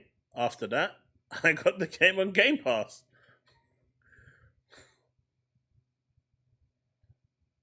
They removed Diablo 4 because they were offering people prices that were basically, you could get the game for, I think, £40 instead of the £70. And it was weird. So they had that just for you price, and some people got it, some people didn't. And it was on my Xbox, so I thought, you know what? Taz keeps bugging me to play Diablo, so I said, it's multiplayer, I'll buy it and play it with him. And I bought it, and then I think it was like 4 days later, or was it a week later? they sent me a message on Xbox Live saying that they've refunded it and took it off. And so I said, okay, cool. I got my fill of Diablo at the time. I'm not a huge fan of Diablo anyway. So I left Taz on his J's and let him go off on his own adventuring. And then they released it, 5 months later on Game Pass? And I said, okay, now I'll play it without giving you any money. And before anyone says, oh, but you pay for Game Pass. I haven't paid for Game Pass in about, 3 years? So I'm good.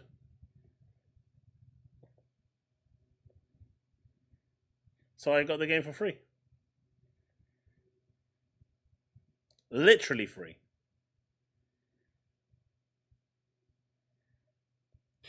I know, right, Rafa?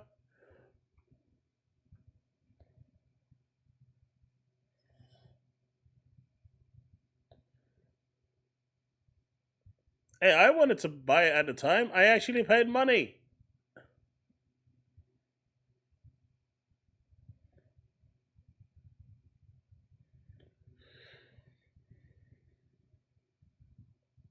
I just wanted to play with Taz. Taz was really into it, and I wanted to just team up with him. Bags, for 2 years, my local telephone company, BT, for the first year, I had a contract with them that was a 24-month contract, and they gave me 12 months of Game Pass Ultimate. Then I upgraded to my fiber gigabit connection, so they gave me another 12 months. And about 4 weeks ago, remember that 2 weeks ago, maybe 3 weeks ago, I showed you all that Genshin Impact giveaway that was giving away 12 months of Game Pass. I won, luckily, from there as well. They just recently sent me my code. So I've got Game Pass until 2026, 27. That's all just free. So I'm like, okay. Hey, if they want to give it to me for free, I'm not going to fucking complain. I guess I got lucky, but... So for me, when it's free, it's free. The stars aligned for me on that one. I can tell you that now. So for me, it is literally free. I'm playing those games for damn free. And yep, I'm a cheapskate.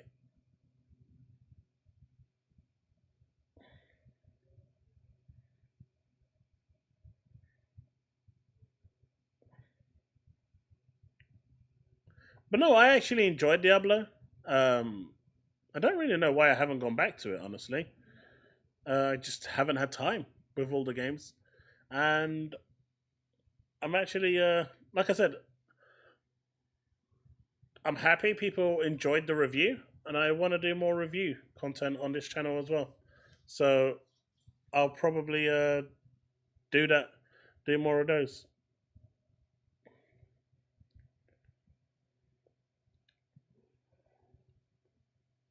At the end of the day, no matter which way you look at it, Game Pass Ultimate is still a good deal.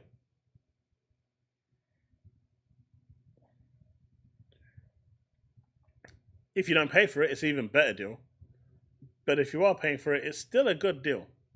And the fact that you get day and date games on your console or on your PC or on your handheld, wherever you are, it just makes it such a great value.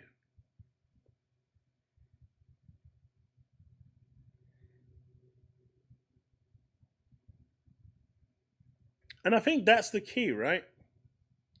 That is the non-console warring fanboy attitude. Right? And that's the majority of how people feel.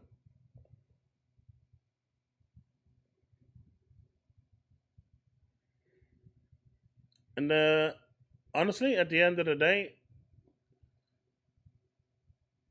once you've played the game and you've moved on, why do you even care what Tom, Dick, and Harry is playing online? Oh, it was. Bags, 100%.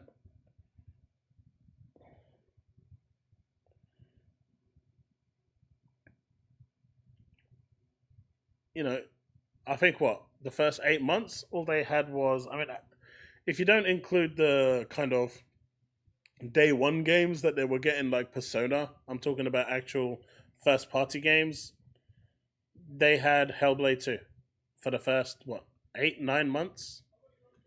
Well, we're in September now, and we still haven't got anything outside of. We would have had what is it? What is that game? Towerborn, but they decided to give that to PC as well before Xbox. So I guess you can say Palworld to a certain degree, though that's going to go to PlayStation once it gets to 1.0, but that's going to be a while. So Palworld is one. Hellblade 2 is another. I mean, you have to pay for the Diablo. Does that come as part of Game Pass? I don't think the expansions actually are a part of Game Pass, so you have to pay for Diablo's Game Pass. Diablo's expansion, I think. I can't remember if that comes as part of Game Pass Ultimate. COD is going to be there, but that's again multi-platform, as in literally multi-platform, same as Diablo. So you've got the Shattered Space coming at the end of this month, and Stalker 2. So, the drive to the end of the year is, from end of September to, December is pretty good. But they kind of need to fill up the earlier months and not leave everything to the final year. That is one thing I don't really use, and I really should use more of, Maxime. That's on me, though.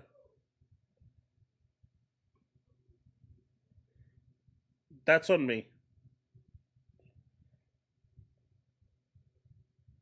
Maybe I'll finally get to play Mass Effect for the first time, the Legendary Edition.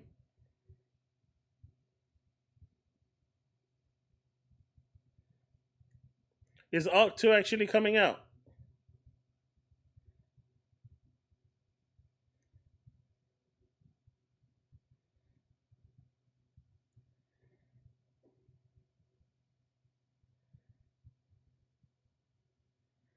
I totally forget about Flight Simulator. I knew someone was going to come with that. I knew it. I added the Legendary Edition for the first time. Chille, you fell for the bait. You fell for the bait, Chille. I said Legendary Edition. I was waiting for someone to fall for that bait.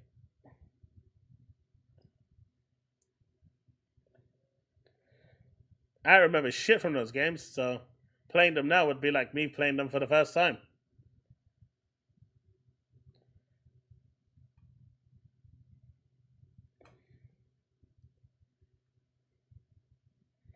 Let's see, from the first one I don't remember much. Remember starting off in like a colony, then something went wrong and you have to go and investigate, and there's like a snowy kind of area that you go to, and then all hell breaks loose when you go and investigate what's going on over there. You find out the different factions are warring.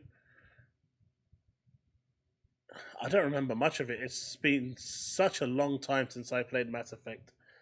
It's been such a long time, I might actually sit down and play the Legend. They fixed the combat, right? With the Legendary Edition. They actually fixed the original game's combat, because that sucked balls. I won't say anything more, Bags, but the combat from the original games, Mass Effect 1's combat was bad. Really bad. But I think they added like Mass Effect 2 or Mass Effect 3's combat to Mass Effect 1 to fix that. So I could go back and maybe play through those when I have some spare time, because I don't remember them at all now.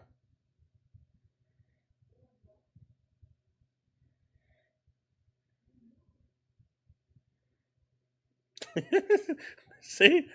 I remember it. It was bad.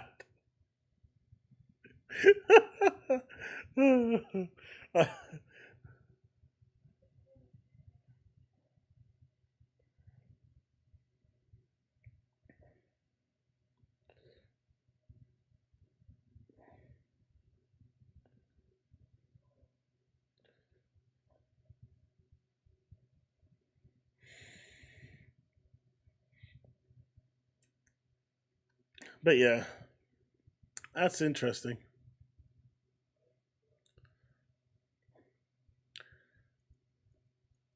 But it is, it is.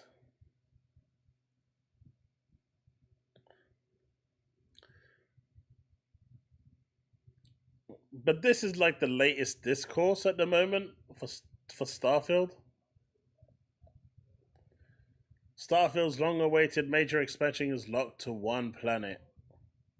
So the media, we want more curated planets. Bethesda, here you go, a whole expansion on a curated planet.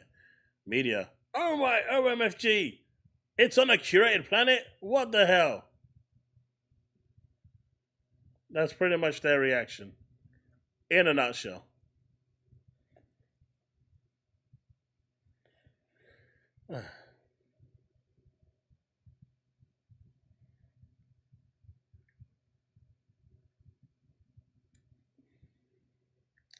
Well, chat, is there anything else you want to check out, talk about, anything that you want to ask, question before I call it a day? I think that's pretty much a good point to say my sayonaras for today.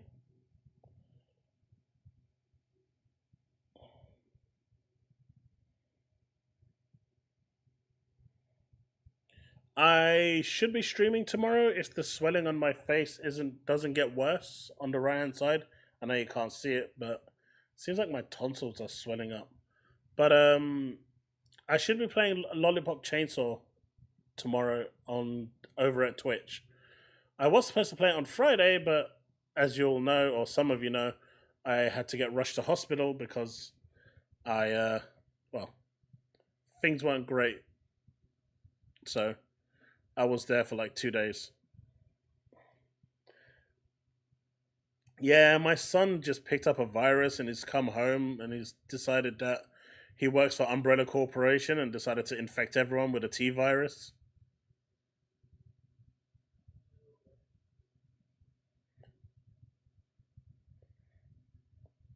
You know, Man U won 7-0? No way. Who did they have to bribe and pay off?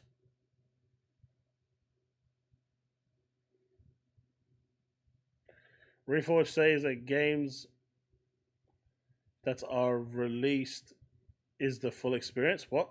That makes no sense.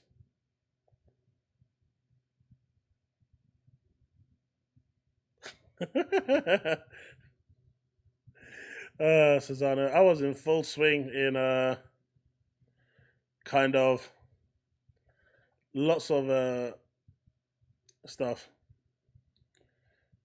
PSSR versus FSR, FSR2, FSR3, and FSR4, which was to compare to PSSR. PSSR should compare to FSR4. PSSR is AI machine learning. FSR 1 to 3 is software. FSR 4 is AI learning. Overwatch 2 is getting the perks. Yeah, that was kind of cool. I remember I saw that. Me too, Sanchez. It's amazing what happens when your doctor doesn't give you the insulin your body needs. It kind of doesn't end well for you. I can tell you that much from first-hand experience. Eventually, at some point, things start to go horribly wrong.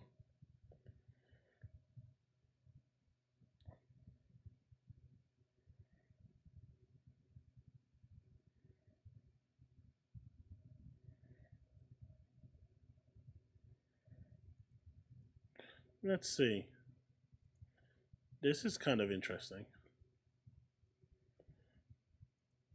I don't know how true this actually is. Obviously, people could be making fake pictures, but this is the PS5 Pro. As you can see, the ray tracing coming through. That's the Series X fidelity. Ray tracing mode.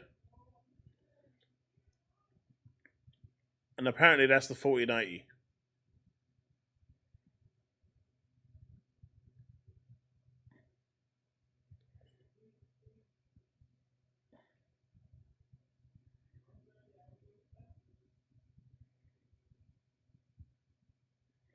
RDNA 2, not. Yes and no. RDNA 2 does have. I know it supports machine learning,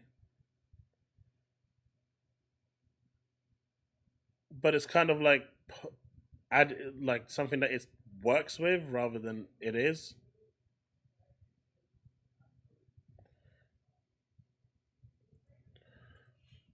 But I thought that was funny nonetheless. Now they're just coping really, really hard.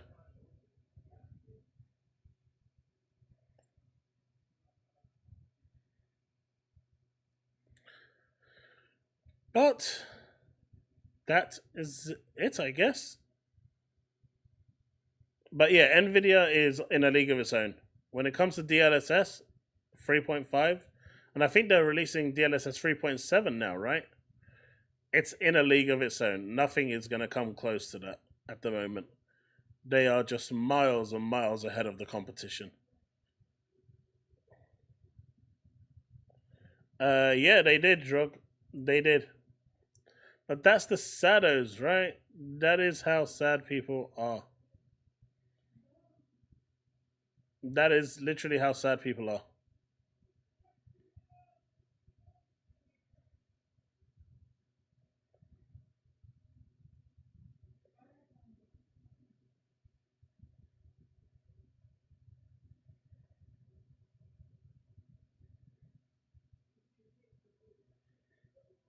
I mean, this is true.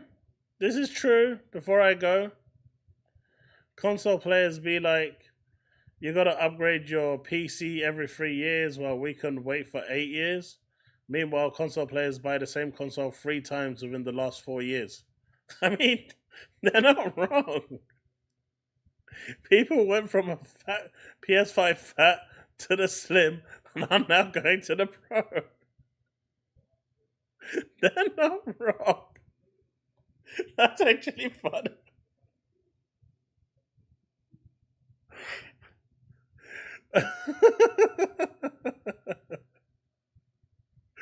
Oh, that's funny.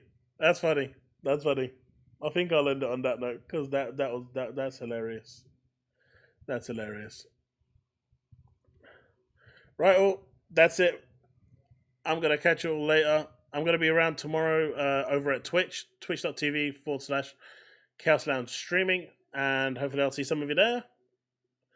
We are trying to hit partner over there, so any support, even if you're just lurking over there, would really help. But otherwise, I'll see you back here on Thursday. And of course, there'll be a bunch more videos coming along the way. Right, that's it. I'm out. Have a good one. Remain legend.